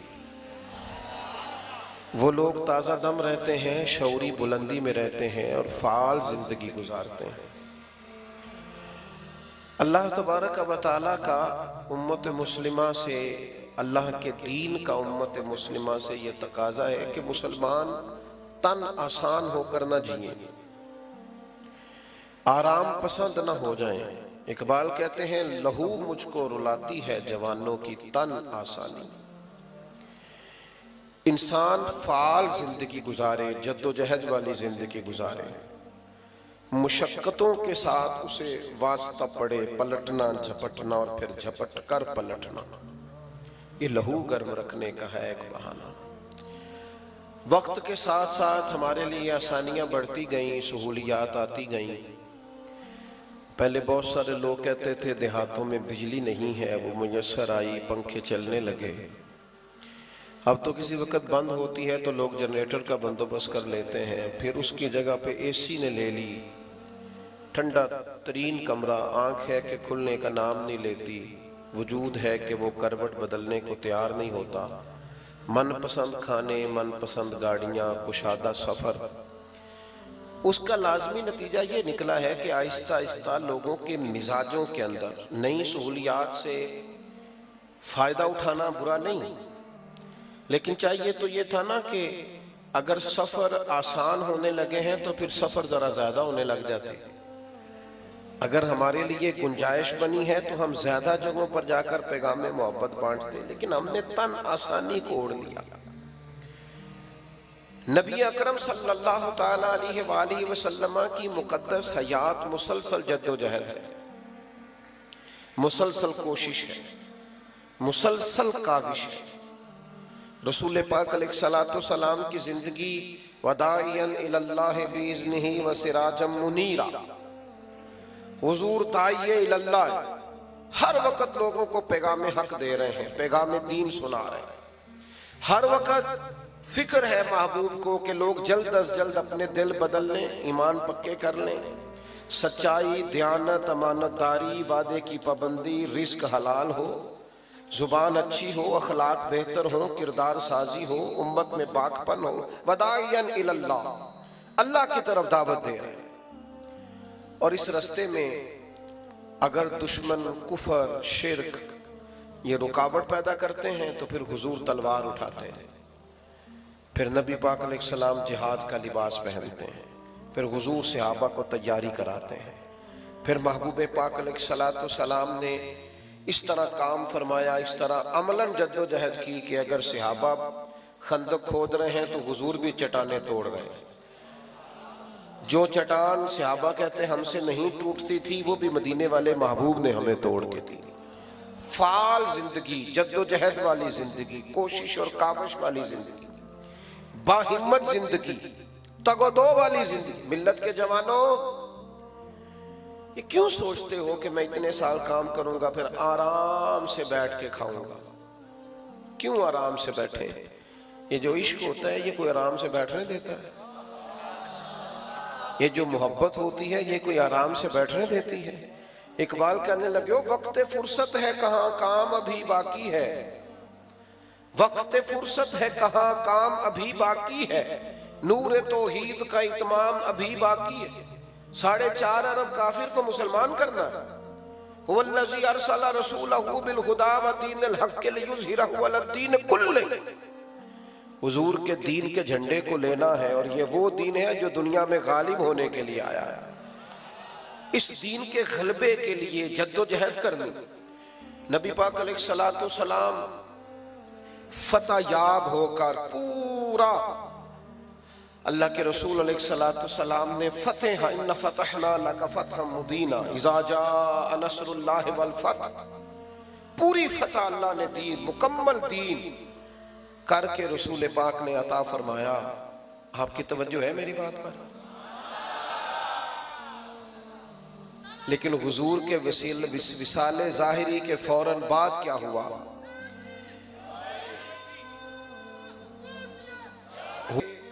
علیہ السلام کے حیات ظاہری میں ایک شخص نے دعوی نبوت کر دیا، معاذ اللہ۔ حضرت ابوبکر صدیق کا زمانہ آیا تو وہ ایسا نہیں تھا کہ اب فتوحات ہو چکی ہیں، اب مکہ بھی فتح ہو چکا ہے تو ابوبکر صدیق نکلا کریں گے اور آرام سے ممبر پہ بیٹھیں گے اور حالات بڑے سازگار ہوں گے اور روٹین میں کام، ایسا نہیں ہوا۔ مسلمہ کذاب کے خلاف باقاعدہ جنگ لڑنی پڑی، فوجیں تیار کرنی پڑی، جناب صدیق اکبر کو لوگ روانہ کرنے پڑے، ختم نبوت کے تحفظ کے لیے میدان میں رہنا پڑا۔ پھر منکرین زکوٰۃ پیدا ہو گئے، ہم زکوٰۃ نہیں دیں گے، پھر جناب صدیق اکبر کو اس کے لیے تلوار اٹھانا پڑی۔ مشورہ دیا گیا، حضرت ابوبکر صدیق کو لوگوں نے مشورہ دیا، کہا جناب ابھی حالات ٹھیک نہیں ہیں تو آپ نہ منکرین زکوٰۃ کے خلاف جہاد نہ کریں، مسلمہ کذاب کے خلاف ابھی آپ فوج کشی نہ کریں، تھوڑا سا موقع دیں، ابھی حالات ٹھیک ہو جائیں، صحیح معنوں میں حکومت قائم ہو جائے، اس کے بعد پھر دیکھی جائے گی۔ تو حضرت صدیق اکبر نے کیا فرمایا؟ آپ فرمانے لگے اگر میں رہ گیا نا مدینے میں اکیلا اور جنگل کے درندے آ کے، آپ تشریف رکھ لیں جی، اللہ آپ کو جزائے خیر دے، اب نہ اٹھیے گا اسٹیج سے، اللہ آپ کو برکت عطا فرمائے۔ کچھ بندے ٹھنڈی ٹھنڈی تقریر کرنا لے ہوندے نا، آپ نہیں شور کر دے تو پھر لاگے ہو گئے تو پریشان بھی ہوندے، شور نہیں کرنا تو پھر ہونے بھی نہیں دینا۔ تو آپ مہربانی کریں، ایڈا لمبا مسئلہ نہیں جی جڑا پانی والا کام خراب ہونے لگا ہے، تو تقریر ہی چھوٹی ہے، انشاءاللہ اتنی دیر تو نیڑے لگ جائیں گے پانی دے۔ آپ توجہ رکھیں میری بات پر، تو جو عرض کر رہا ہوں اس پر غور کریں کہ آپ حضرت ابوبکر صدیق رضی اللہ تعالیٰ عنہ نے بالکل آرام سے حکومت نہیں چلائی، بلکہ آپ فرمانے لگے اگر میں مدینے میں اکیلا رہ گیا اور جنگل کے درندے آ کے میری بوٹیاں بھی نوش کے لے گئے تو پھر بھی میں دین کو انہی بنیادوں پہ قائم رکھوں گا جو اصول مدینے والے رسول نے عطا فرمائے۔ ہم کسی کو رکھنا سازی نہیں کرنے دیں گے، عملاً جدوجہد۔ اور جناب عمر کا جو دور تھا، اوئے ہوئے ہوئے، کم ملیں گے آپ کو ایسے لوگ جو دن بھر مزدوریاں کرتے، مزدوروں کی طرح جناب عمر کام کرتے۔ ان کی دوپہر کس طرح کی تھی؟ دوپہر ان کی اس طرح کی تھی کہ حضرت عثمان غنی رضی اللہ تعالیٰ عنہ فرماتے ہیں کہ سخت تیز دھوپ، سب مدینے کے لوگ دروازے اندر سے بند کر کے سو رہے تھے، مجھے کسی مجبوری کے لیے چھت پہ جانا پڑا، دھوپ میں جایا نہیں جاتا تھا، تو میں نے دیکھا دور سے ایک بوڑھا اونٹ ہانکتا ہوا آ رہا ہے، تو میرے دل میں خیال آیا یار عصر کے بعد اونٹ چرا لیتا، یہ کوئی ٹائم تھا؟ عصر کے بعد چرا لیتا، ہر بندہ سو رہا ہے، یہ بھی آرام کرتے۔ فرماتے ہیں میں نے سوچا یہ قریب آتا ہے تو سمجھاتا ہوں۔ میں جب اتر کے چھت سے دروازے کے رستے گلی میں آیا، جب تک وہ قریب آ گئے تھے، انہیں دیکھ کر تو میرے آنسو ہی نکل گئے۔ یہ عام آدمی تو نہیں، یہ تو امیر المومنین عمر ہے، کڑاکے کی دھوپ اور اونٹوں کو لیے آ رہے ہیں۔ تو میں نے عرض کی امیر المومنین آپ آرام کرتے؟ عصر کے بعد دیکھا جاتا۔ فرمانے لگے یار یہ 2-3 اونٹ مسلمانوں کی امانت تھے، غنیمت کا مال تھا، دوڑ گئے تھے، پکڑ کے لایا ہو۔ تو کہتے میں نے جلدی سے عرض کی، میں نے کہا حضور کسی غلام کو کہہ دیتے، گرمی اتنی سخت ہے۔ فرمانے لگے جس طرح سارے سو رہے تھے غلام بھی سو رہے تھے، اور ویسے بھی ذمہ داری غلام کی نہیں، ذمہ داری میری ہے۔ یہ نہ ہم سو گئے، ہم نے آرام کیا، ہم نے دوسروں پہ ڈال دیا، ہم نے کہا مینوں اتبار بڑا ہے، ان بڑے بندے نے کام کرنا، اب فلانا کر لے، ڈیوٹیاں ہی نہیں کی، ذمہ داریوں کا احساس ہی نہیں کیا۔ وہ کام جو ہمارے، اور پھر دور حضرت عثمان غنی کا آیا، اچھا دن بھر یہ ڈیوٹی جناب عمر کی، اور رات لوگ سوتے تھے اور جناب عمر چہرے پہ کپڑا ڈال کے گلیوں میں گھومتے تھے۔ اپنی زندگی جد و جہد کے ساتھ گزاری، جد و جہد کے ساتھ۔ حضرت عثمان غنی کا زمانہ مبارک آیا، چاروں جانب سے فتنے، حضرت عثمان کا گھر گھیر لیا گیا، قتل کی تیاری ہو گئی، عثمان ڈٹے ہوئے ہیں۔ ان مشقتوں کے بیچ بھی سیدنا عثمان فرماتے ہیں مجھ سے میرے نبی نے فرمایا کہ عثمان اللہ تمہیں قمیض پہنائے گا، لوگ اتارنا چاہیں گے اتارنا مت، میں یہ قمیض اتار نہیں سکتا، سوال نہیں پیدا ہوا۔ سخت ترین 40 دن پانی نہیں ملا، کھانا نہیں ملا حضرت عثمان غنی کو۔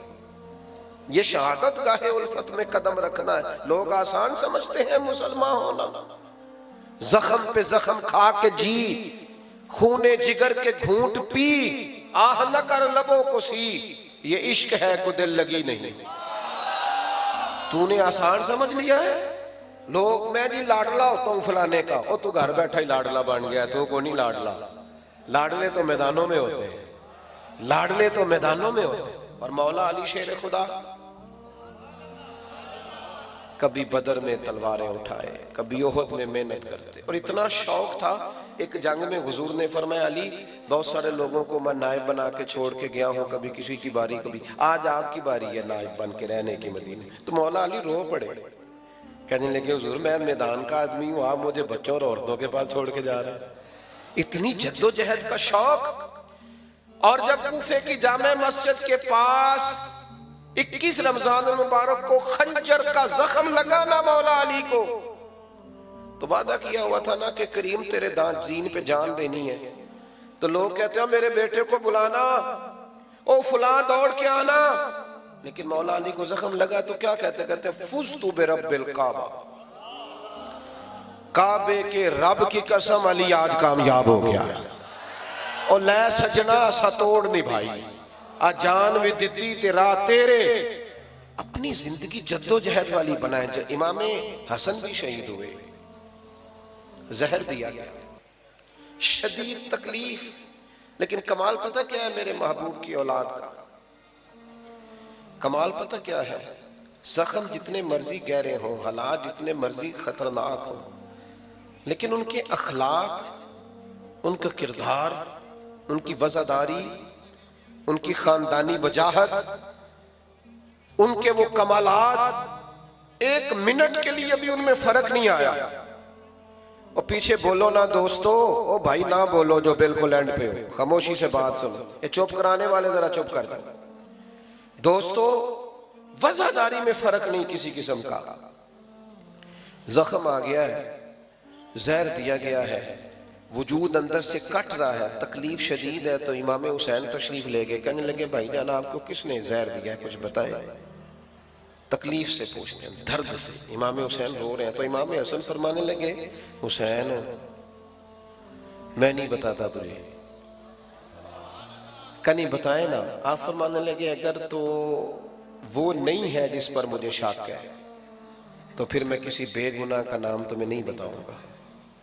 تو اگر وہی ہے جس پر مجھے شک ہے تو پھر بھی اللہ تم سے بہتر انتقام لینے والا ہے. میں نے اپنا فیصلہ اپنے رب کی عدالت میں چھوڑ.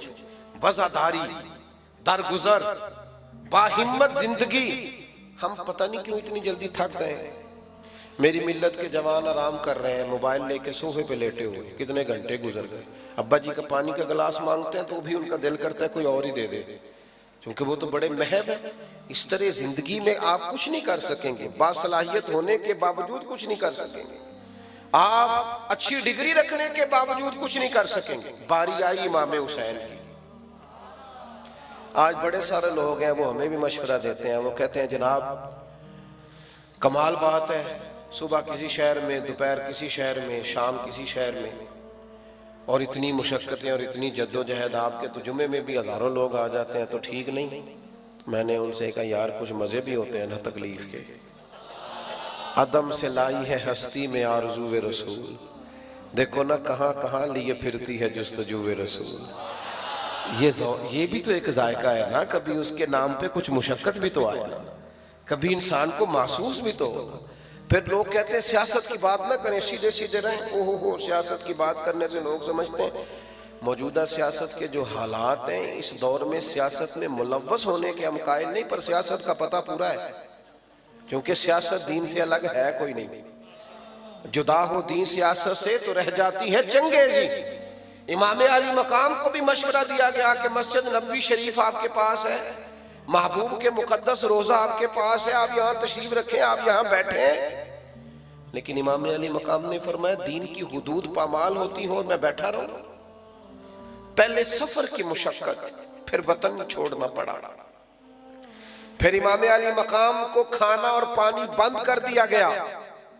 پھر امام حسین رضی اللہ تعالیٰ عنہ کے سامنے ان کے شہزادے شہید ہوئے.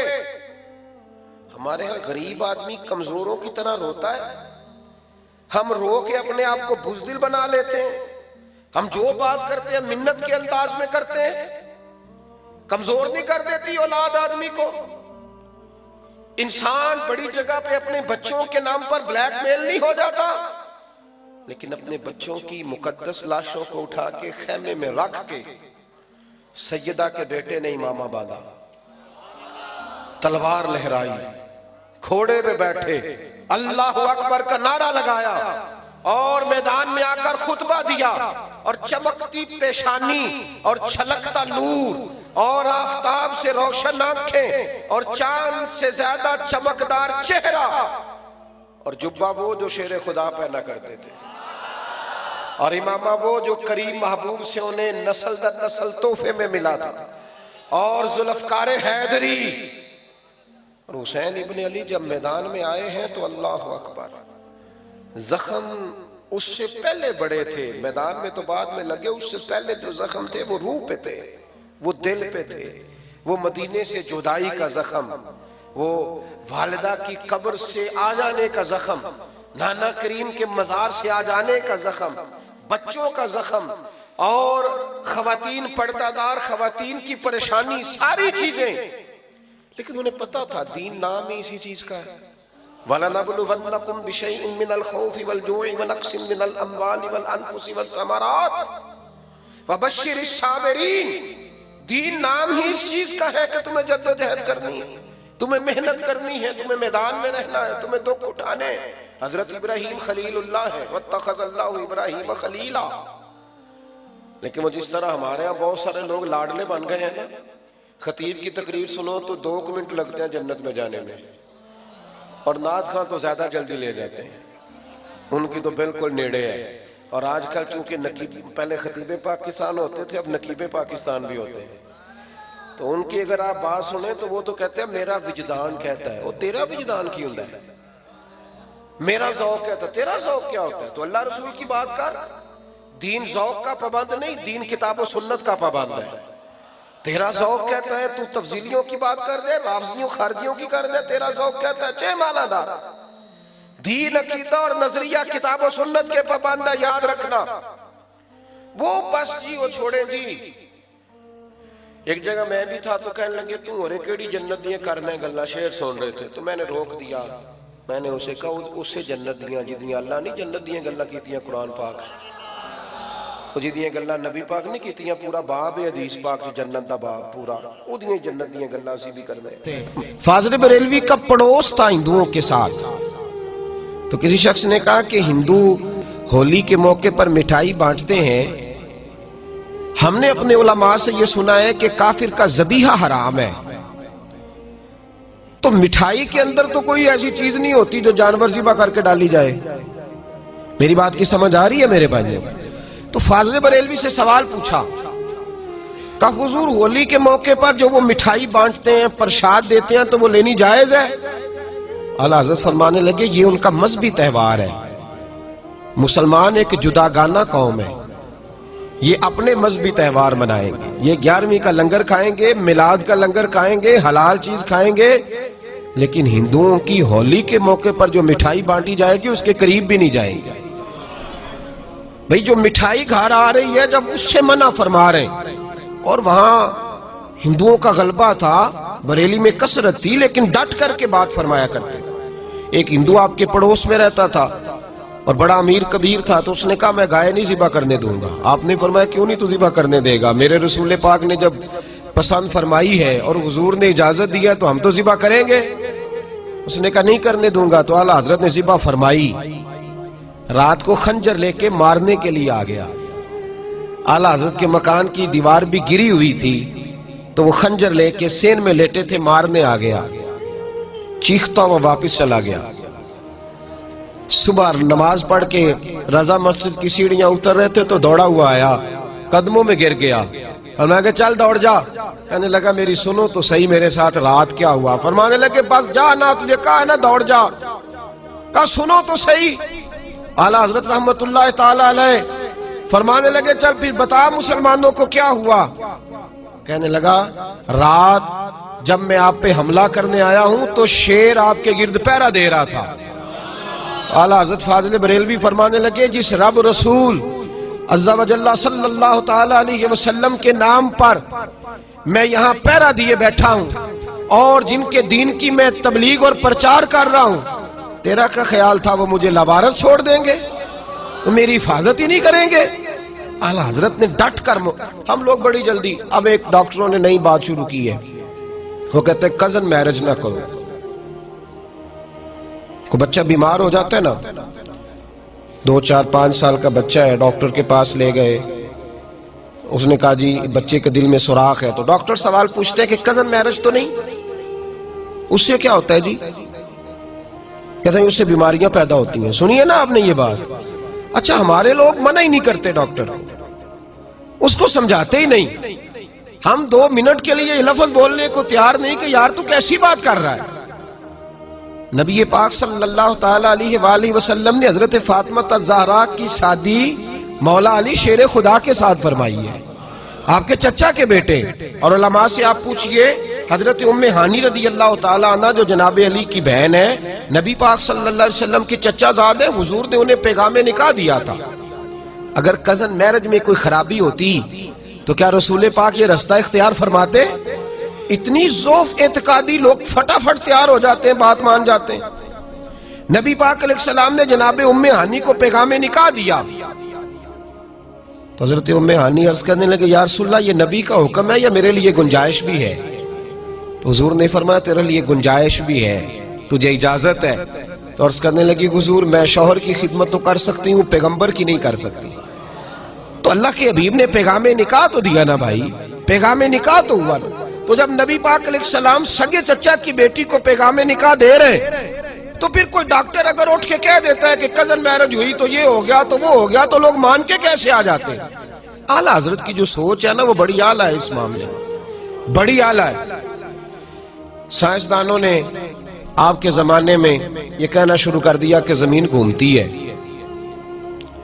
اور ہمارے تو لوگ، میں کئی دفعہ جو شکوہ کرتا ہوں، پڑھے لکھے لوگوں کو یہ بخار چڑھ جاتا ہے کہ صرف ہم ہی پڑھے لکھے ہیں، ہمارے علاوہ کوئی پڑھا لکھا، خدا مجھے ایسی خدائی نہ دے کہ اپنے سوا کچھ، یہ بخار ہو جاتا ہے۔ پانا پڑھی تے وقت نو، یہ جو انجینئر کر کے آتے ہیں نا، یہ درس نظامی پڑھے عالم سے پوچھتے ہیں آپ کی تعلیم کتنی ہے، درس نظامی کے فاضل عالم سے سوال کرتے ہیں پڑھے ہوئے کتنے ہیں۔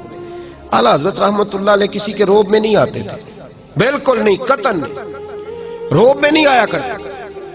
تو سائنسدانوں نے کہہ دیا جناب زمین گھومتی ہے، اعلیٰ حضرت فرمانے لگے میرے رسول پاک سید عالم صلی اللہ علیہ وسلم نے فرمایا ہے کہ اللہ پاک نے پہاڑوں کو میخیں بنا کے، قلعے بنا کے زمین کے اندر ٹھونسا ہے، اور زمین اس نے کھڑی کر دی ہے۔ تو فرمایا میں سائنسدان کی بات مانوں یا اپنے رسول کی بات مانوں؟ اعلیٰ حضرت رحمت اللہ علیہ نے 500 دلائل دیے اور کتاب لکھی کہ زمین ساکن ہے۔ پروفیسر حاکم علی خان تھے، علی گڑھ یونیورسٹی کے ٹیچر، ان کو جب جا کے کتاب دی نا اعلیٰ حضرت کے ایک شاگرد نے، تو وہ دوڑے آئے اور آ کے آپ کے پاس بیٹھ کے کہنے لگے مولانا، کیا مسجد میں بیٹھنے والا ایک شخص بھی اتنا بڑا ہوتا ہے کہ وہ سائنسدانوں سے مقابلہ کرے؟ اتنا بڑا؟ اعلیٰ حضرت فرمانے لگے مولانا کی بات نہ کرو، یہ کہو کہ رسول اللہ کا دین اتنا تگڑا ہے کہ ہر میدان میں مقابلہ کر لیتا ہے۔ تو مضبوط نظریات، فکری طور پر مضبوط نظریات، تگڑے۔ ایک آدمی آپ کے پاس آ گیا، وہ ذائچے بناتے تھے ستاروں کے، میرے نام کے ساتھ بھی کچھ لوگ پیر لکھتے ہیں، تو مجھے بھی کوئی لوگ آ کے کہتے ساڈا صاحب تے لاؤ۔ وہ کیا ہوتا ہے جی؟ وہ کیا ہوتا ہے؟ ذوف اعتقادی ہے نا لوگوں کی، سنا ہے مجھے بتائیں جی میرے لیے یہ کام صحیح ہے کہ نہیں۔ ایک استخارے کی اجازت ہے شریعت میں، باقی وہ صاحب تو لگائیں، یہ کیا ہوتا ہے؟ تو ایک آدمی تشریف لائے تو وہ ذائچے بناتے تھے، توجہ ہے میری بات پر میرے بھائی نے؟ اعتقاد اتنا مضبوط دیا فاضل بریلوی نے، وہ ذائچے بناتے تھے۔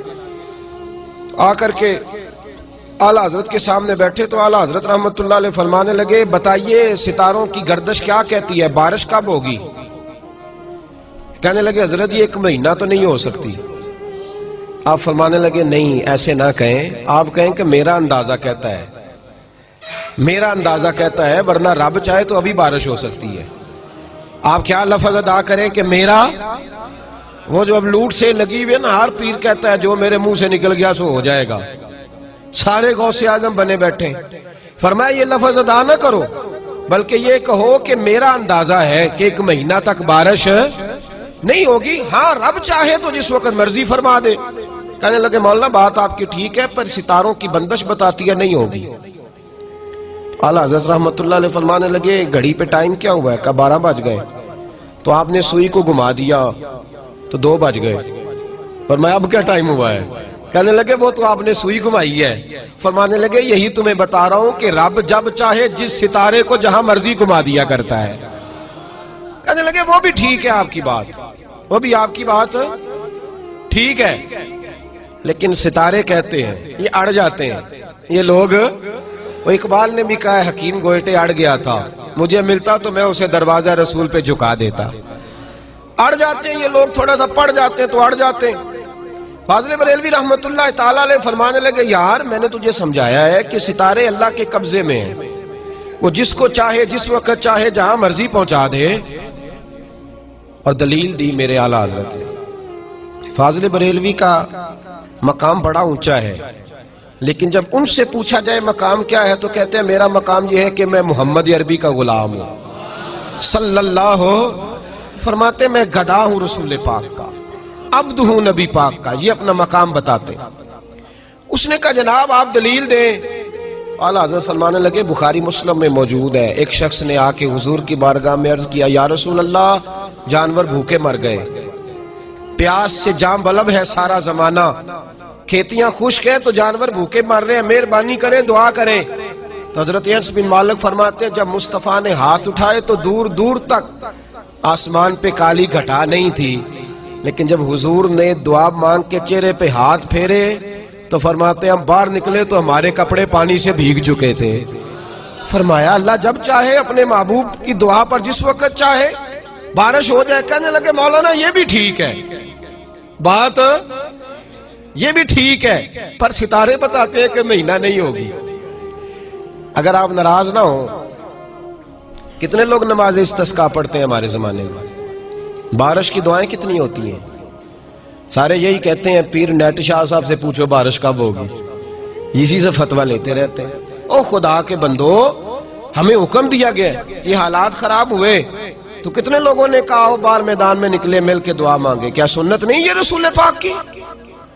کھو گئے ہم سب لوگ، کھو گئے۔ بس پوچھیں گے موسمیات والوں سے کب ہوگی اور جو وہ کہہ دیں گے وہ ہمارے لیے ٹھیک ہے، ختم بات۔ بھائی اعلیٰ حضرت رحمت اللہ تعالی علیہ ہمیں مضبوط نظریات دے کے گئے، سارے بزرگ ہمیں مضبوط نظریات دے گئے۔ اعلیٰ حضرت رحمت اللہ علیہ کہنے لگے میں آپ کو بتا رہا ہوں کہ رب جب چاہے جو چاہے کر دیتا ہے۔ کہنے لگے جی میں مانتا ہوں، لیکن جس طرح کہا جائے نا کہ سچ کی کمائی کرو تو کہنے بندے گل تو ٹھیک ہے پر جھوٹ تو بغیر کام نہیں چلتا۔ بھائی جب بات ٹھیک ہے تو کیوں نہیں چلتا؟ جب کہا جائے کہ صداقت کے ساتھ چلو کہتے وہ ٹھیک ہے، لیکن کہا بھائی ٹھیک ہے تو پھر تو ماننا، پھر تو اڑ کیوں گیا ہے؟ اعلیٰ حضرت رحمت اللہ علیہ فرمانے لگے تو پھر ستاروں پہ آ گیا ہے، میں تجھے قدرت الہی پہ لے جا رہا ہوں۔ اس نے کہا جی ستارے تو بس پھر فاضل بریلوی بڑے مقبول تھے نا رب رسول کی بارگاہ میں۔ جب وہ 5ویں 6ٹھی دفعہ بھی نہ مانا تو فرمانے لگے اچھا جاؤ پھر اٹھ کے گھر، مان نہیں جاؤ گے جاؤ۔ وہ شخص کہتا ہے میں اٹھ کے ان کے کمرے سے جب باہر نکلا دروازہ کھولا تو باہر بارش برس رہی تھی، بارش برس رہی تھی جب میں باہر نکلا تو۔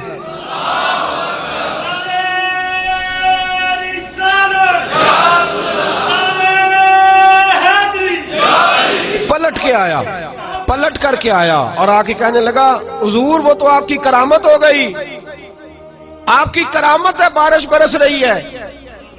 تو وہ کمپنی کی مشہوری والے لوگ نہیں تھے نا کہ اپنی کرامت دکھا کے تو کہنا چل دوسرے نو دسی جا کے دوسروں کو بھی بتانا کہ تجھے یہاں سے فرق ہوا میرے دم سے، یہ کوئی چکر نہیں تھا۔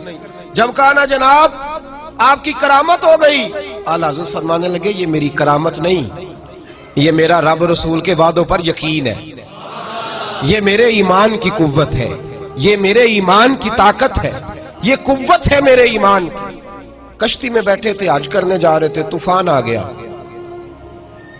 لوگ تڑپنے لگے دعا مانگے دعا مانگے۔ اعلیٰ حضرت فرمانے لگے کچھ بھی نہیں ہوگا، کشتی پار جائے گی۔ لوگ کہنے لگے آپ کرامتیں بتا رہے ہیں، آپ لوگوں کا طریقہ یہ ہے آپ کرامتوں پہ کہتے ہیں کچھ نہیں ہوگا، طوفان دیکھو مد جزر کتنا ہے، جوار بھاٹا کتنا ہے۔ فرمایا کہہ دیا نا کچھ نہیں ہوگا۔ تھوڑی دیر گزری تو طوفان تھم گیا، کشتی کنارے جا لگی، لوگ پیروں میں بیٹھ گئے۔ بابا جی آپ نے کہا تھا۔ فرمایا میں نے نہیں کہا تھا، میں جب کشتی میں بیٹھا تھا تو وہ دعا پڑھی تھی جو میرے نبی نے سکھائی ہے، میرے رسول نے جو دعا سکھائی ہے۔ فرمایا تارے ٹوٹ سکتے ہیں، چاند گر سکتا ہے، سورج جگہ چھوڑ سکتا ہے، پر مصطفیٰ کا فرمان غلط نہیں ہو سکتا، یہ غلط نہیں ہو سکتا۔ حضور نے کہا تھا، میں نے پڑھی تھی، لہذا یہ کشتی کبھی ڈوب سکتی نہیں، یہ اعتقاد تھا فرض۔ اور یہ مضبوط نظریات وہ ہمیں دے کے گئے، مضبوط پکے نظریات قدرت الہی پر، دین کے معاملے میں مضبوط فکر کے مالک تھے اعلیٰ حضرت، مضبوط۔ یہی فکر انہوں نے ہمیں ذات رسالت کے بارے میں بھی دی۔ توجہ ہے نا میری بات پر میرے دوست؟ ایک مولوی صاحب نے اعلیٰ حضرت کے زمانے میں لکھا، بہت بڑا مدرسہ تھا ان کا، انہوں نے لکھا کہ نبی پاک کے بعد بھی کوئی نبی آئے تو ختم نبوت میں فرق نہیں پڑتا۔ اعلیٰ حضرت نے انہیں خط لکھا، فرمایا مولانا آپ سے غلطی ہو گئی۔ کہنے لگے میں نے صحیح لکھا ہے۔ تو آپ فرمانے لگے اگر تو نے صحیح لکھا پھر تو کافر ہو گیا۔ ہمارے زمانے میں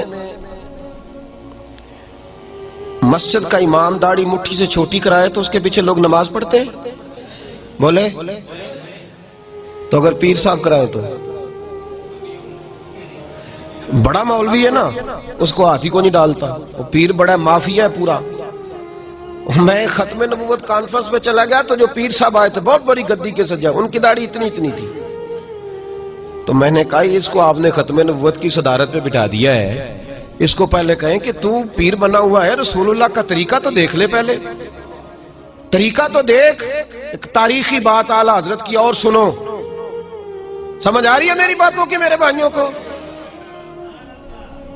ایک شخص نہ لمبے بال رکھے ہوئے تھے، اس کے بال یوں بکھرے ہوئے تھے، حکم یہ ہے شریعت کا، نبی پاک صلی اللہ علیہ وسلم کی زلفیں آدھے کندھوں تک، آدھے کانوں تک یا پورے کانوں تک یا کندھوں تک، اس سے زیادہ محبوب نے زلفیں نہیں رکھی۔ اور صاحب فتاوی عالمگیری نے بھی لکھا ہے کہ مرد اگر نیچے زلفیں کرے گا نا کندھوں سے تو حرام ہے اس کے لیے، مرد کے لیے کیا ہے بول کے بتائیے، حرام۔ اور نبی پاک علیہ السلام نے فرمایا یہ عورتوں کا طریقہ ہے، اور لعنت ہے اس مرد پر جو عورتوں جیسی شکل بنائے، اور اس عورت پر جو مردوں جیسی شکل بنائے، یہ نبی پاک کا فرمان ہے، ملعون کہا۔ تو کہا گیا اعلیٰ حضرت کو ایک شخص نے نا لمبے بال رکھے ہوئے تھے، تو اعلیٰ حضرت سے فرمایا کٹوا بال، بولیے، کہنے لگا جی میرے پیر صاحب بھی رکھے ہوئے میرے، اللہ اکبر۔ تو تاریخی بات کہی، یہ رضا کے نیزے کی مار ہے کہ عدو کے سینے میں غار ہے، اسے چارہ جوئی کا وار ہے کہ یہ وار وار سے پار ہے۔ اس نے کہا جی میرے پیر نے بھی رکھے ہوئے ہیں، تو تاریخی جملہ کا اعلیٰ حضرت نے، آپ فرمانے لگے کیا کہا تو نے پیر نے بھی رکھے؟ فرمایا شریعت تیرے پیر کی نہیں چلے گی، شریعت محمد مصطفیٰ کی چلے گی، رسول اللہ کی شریعت چلے گی، تیرے پیر کی شریعت، ہاں شریعت نبی پاک کی ہے، پیر نے رکھے ہیں تو کیا بات ہو، غلط کام کرے گا تو مانا جائے گا کیا؟ یہ نظریہ تھا۔ تو بڑا مولوی تھا، بڑا مدرسہ تھا، اس نے کہہ دیا ختم نبوت میں کوئی بات کرے تو فرق نہیں پڑتا۔ اعلیٰ حضرت نے پہلے سمجھایا، اب اس کو کوئی ہاتھ نہیں ڈالتا تھا، تو فاضل بریلوی نے ڈالا، ملک سخن کی شاہی تم کو رضا مسلم، جس سمت آ گئے ہو سکے بٹھا دی۔ اور پھر ایک اور مولوی اٹھا، اس نے کہا جی اللہ ان اللہ علی کل شیء قدیر، اللہ ہر چیز پہ قادر ہے، تو جھوٹ بولنے پہ بھی قادر ہے۔ فاضل بریلوی نے سمجھایا، جب نہ مانا تو فتوی کفر دیا۔ ایک اور اٹھ کھڑا ہوا، اس نے کہا جیسا علم نبی پاک کو ہے ویسا جانوروں پاگلوں سب کو ہے۔ اس کے گلے میں پھولوں کا ہار ڈالنا چاہیے تھا، دیانتداری سے بتانا، پھولوں کا ہار ڈالنا چاہیے تھا۔ اعلیٰ حضرت نے فرمایا تو بھول گیا ہے، وَعَلَّمَكَ مَا لَمْ تَكُنْ تَعْلَمْ، اللہ نے سب سے زیادہ علم اپنے نبی کو عطا فرمایا ہے۔ اس نے کہا جی چونکہ چنانچہ میرا مطلب تھا، یہ تھا وہ تھا۔ جب بحث بڑھنے لگی تو فاضل بریلوی نے قرآن پاک پڑھا، فرمایا کیا کہا تم نے، یہ مطلب تھا وہ مطلب تھا، تم نے قرآن نہیں پڑھا؟ یا ایھا الذین آمنوا لا تقولوا رعینا وقولوا انظرنا، اللہ فرماتے ہیں میرے محبوب کے بارے میں وہ لفظ بھی نہ بولو جس لفظ کے دو معنی نکلتے ہو، ایک ادب والا ایک بے ادبی والا۔ فرمایا تمہیں پتہ نہیں یہ بارگاہ کون سی ہے؟ تم نے وہ جملہ بولا کیوں جس کا کوئی پہلو بے ادبی والا نکلے، لیکن وہ باز نہیں آیا۔ پھر اعلیٰ حضرت نے فرمایا کافر ہو گیا ہے۔ کہنا چاہیے تھا کہ نہیں کہنا چاہیے تھا؟ لوگ کہنے حلوے تے لڑائی ہوئی سی، عجیب چکر ہے بھائی، وہ تو مربوں کے مالک لوگ تھے۔ اعلیٰ حضرت کی زمین جو تھی وہ سینکڑوں ایکڑ تھی، وہاں تو میں رہا ہوں بریلی شریف، میں نے دیکھا ہے ہزاروں لوگ تو شام کو روز لنگر کھاتے ہیں ان کے دروازے سے، انہوں نے حلوے سے لڑنا تھا۔ تو غیرت مند تھے رسول اللہ کے نام پر، انہوں نے کہا میں تمہیں یہ بات کہنے کی اجازت۔ ایک چوتھا مولوی اٹھا تو اس نے کہا نماز میں گدے بیل کا خیال آئے تو نماز نہیں ٹوٹتی، اور حضور کا آ جائے تو ٹوٹ جاتی ہے، اور بڑی لاجک ہے اس نے بڑا فلسفہ دیا ہے۔ آپ تو خوش عقیدہ لوگ ہیں نا تو استغفر اللہ کہہ رہے ہیں، اس نے فلسفہ دیا ہے۔ توجہ ہے میری بات پر میرے بھائیوں؟ اور یہ کتابوں میں باتیں آج بھی لکھی ہوئی ہیں، اسی طریقے سے آپ کو مل جائیں گی۔ میں ایک پہلو صرف، چونکہ میں نے نظریات چھیڑ دی اعلیٰ حضرت کے، تو میں ایک پہلو صرف بیان کر رہا ہوں۔ اس پہلو کو چھیڑنا بڑا اہم ہے اس دور میں۔ تو اس نے لاجک پیش کی، کہنے لگا کہ نماز میں گدے بیل کا خیال آئے گا تو عزت کے ساتھ نہیں آئے گا، گدا کوئی عزت والی شے نہیں، بیل کوئی بظاہر عزت والی شے، تو نبی پاک علیہ السلام کا جب خیال آئے گا نا تو وہ عزت کے ساتھ آئے گا۔ تو نماز میں اگر غیر خدا کی عزت کرو گے تو نماز ٹوٹ جائے گی. کیسا فلسفہ ہے نا فلسفہ. اور اس پہ بڑے سارے لوگ اس نے لگائے جو آج بھی لگے ہوئے ہیں. یہ لاجک دی اس نے. اور بہت سارے عقل مند ہوتے ہیں جو بس بیچارے الجھ جاتے ہیں. میری بات کی سمجھ آئی میرے بھائیوں؟ تھوڑا سا مضمون میں نے مشکل چھیڑا ہے لیکن یہ ضروری بڑا ہے. اللہ کرے میری قوم اس مضمون کو سمجھ جائے. آمین تو کہنا سارے. اللہ کرے آپ سمجھ جائیں. آپ ساری زندگی ہم سے ہی سوال پوچھتے رہتے. سمجھے اس پہلو. فاضل بریلوی رحمت اللہ تعالیٰ علیہ کے سامنے اس نے کہا کہ نماز کے اندر حضور کا خیال آئے گا تو تعظیم کے ساتھ آئے گا, تو اللہ کی عبادت میں غیر کی تعظیم آ گئی تو نماز ٹوٹ جائے گی. علماء بڑے تھے اس وقت بھی, سارے چپ رہے کیونکہ مولوی بڑا تھا. اعلیٰ حضرت نے فرمایا نہ بھائی, ہم اسے بڑا مانیں گے جو رسول پاک کے دروازے پہ جھکا ہوا ہوگا, اسے بڑا مانیں. اعلیٰ حضرت فرمانے لگے تو کہتے ہیں حضور کا خیال آئے تو نماز ٹوٹ جاتی ہے. فرمانے لگے ہماری رائے یہ ہے کہ جب تک مصطفیٰ کا خیال آئے نہ تب تک نماز مکمل ہی نہیں ہوتی.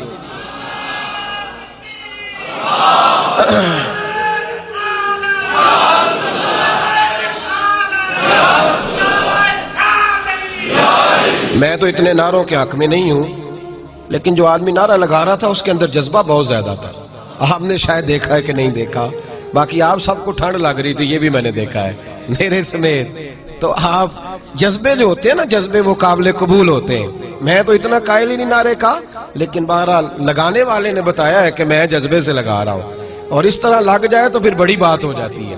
بہرحال اعلیٰ حضرت رحمت اللہ علیہ نے فرمایا کہ ہماری نماز اتنی دیر تک ہوتی نہیں جب تک رسول پاک کا خیال, اور دلیل دی میرے امام نے. ایسے ہی بات نہیں کی, دلیل دی. فرمایا اٹھاؤ نہ سیاستہ. صحابہ کہتے ہیں ہم پہلی صف میں نماز پڑھتے تھے. کیوں بھائی؟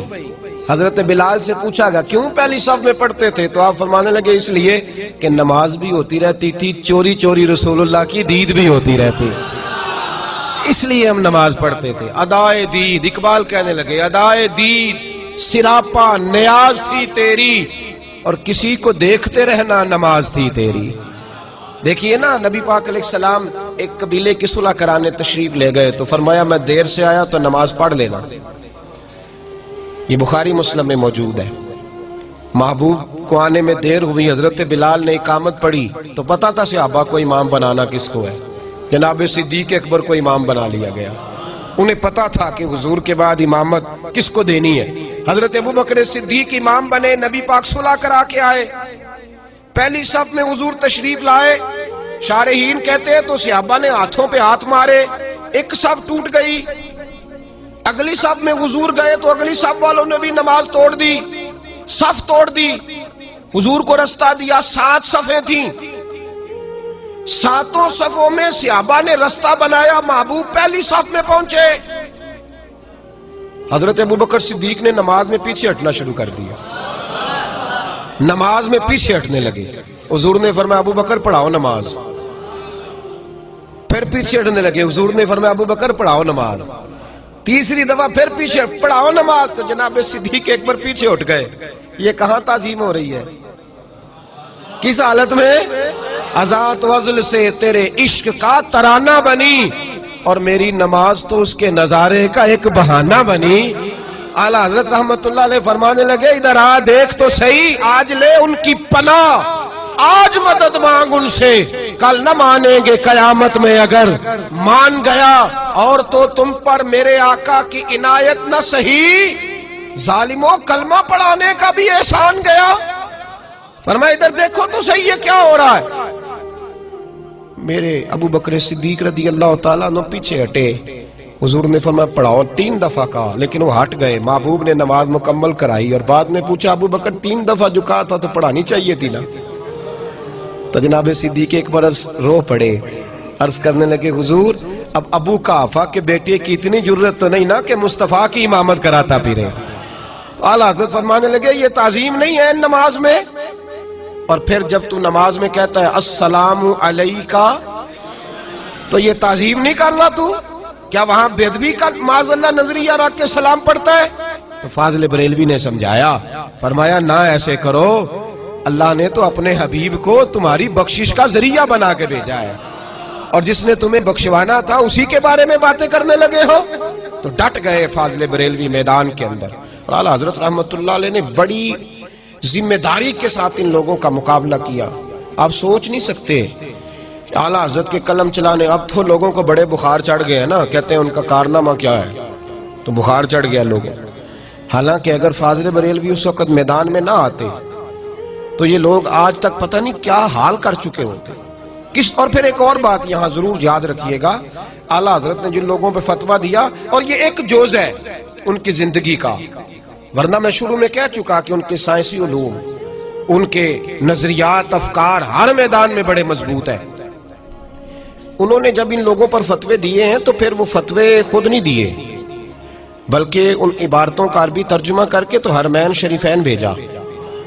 اس وقت وہاں ترکی حکومت کرتے تھے، علماء جو مسجد نبوی اور حرم شریف کے امام تھے انہیں وہ کتابیں دکھائیں، انہوں نے کہا کہ یہ قول کفر ہے۔ اعلیٰ حضرت رحمت اللہ علیہ نے پھر سمجھایا کہ باز آ جاؤ، ایسی بات کرنے کی ضرورت کیا ہے جس کے پیچھے چھپ کے حضور کی بے ادبی۔ اب لوگوں کو پتا تھا کہ یہ بڑے عالم ہیں، اب ہمارے لیے اب لوگوں نے گرد اڑانی شروع کر دی، کہنے لگے وہ تو قبر پرست تھے۔ کہتے ہیں کہ نہیں کہتے لوگ؟ اور تکلیف کی بات ہے کہ ایک آدمی اس نے سفید داڑھی رکھی ہوئی ہے اور وہ مسجد میں ممبر پہ بیٹھا ہے، اور وہ مسجد میں بیٹھ کے یہ کہہ رہا ہے کہ احمد رضا بریلوی قبر پرست تھے، اسے اللہ سے ڈرنا چاہیے۔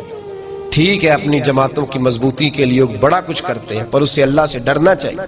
تو اتنے بڑے لفظ ہی کہہ گیا ہے۔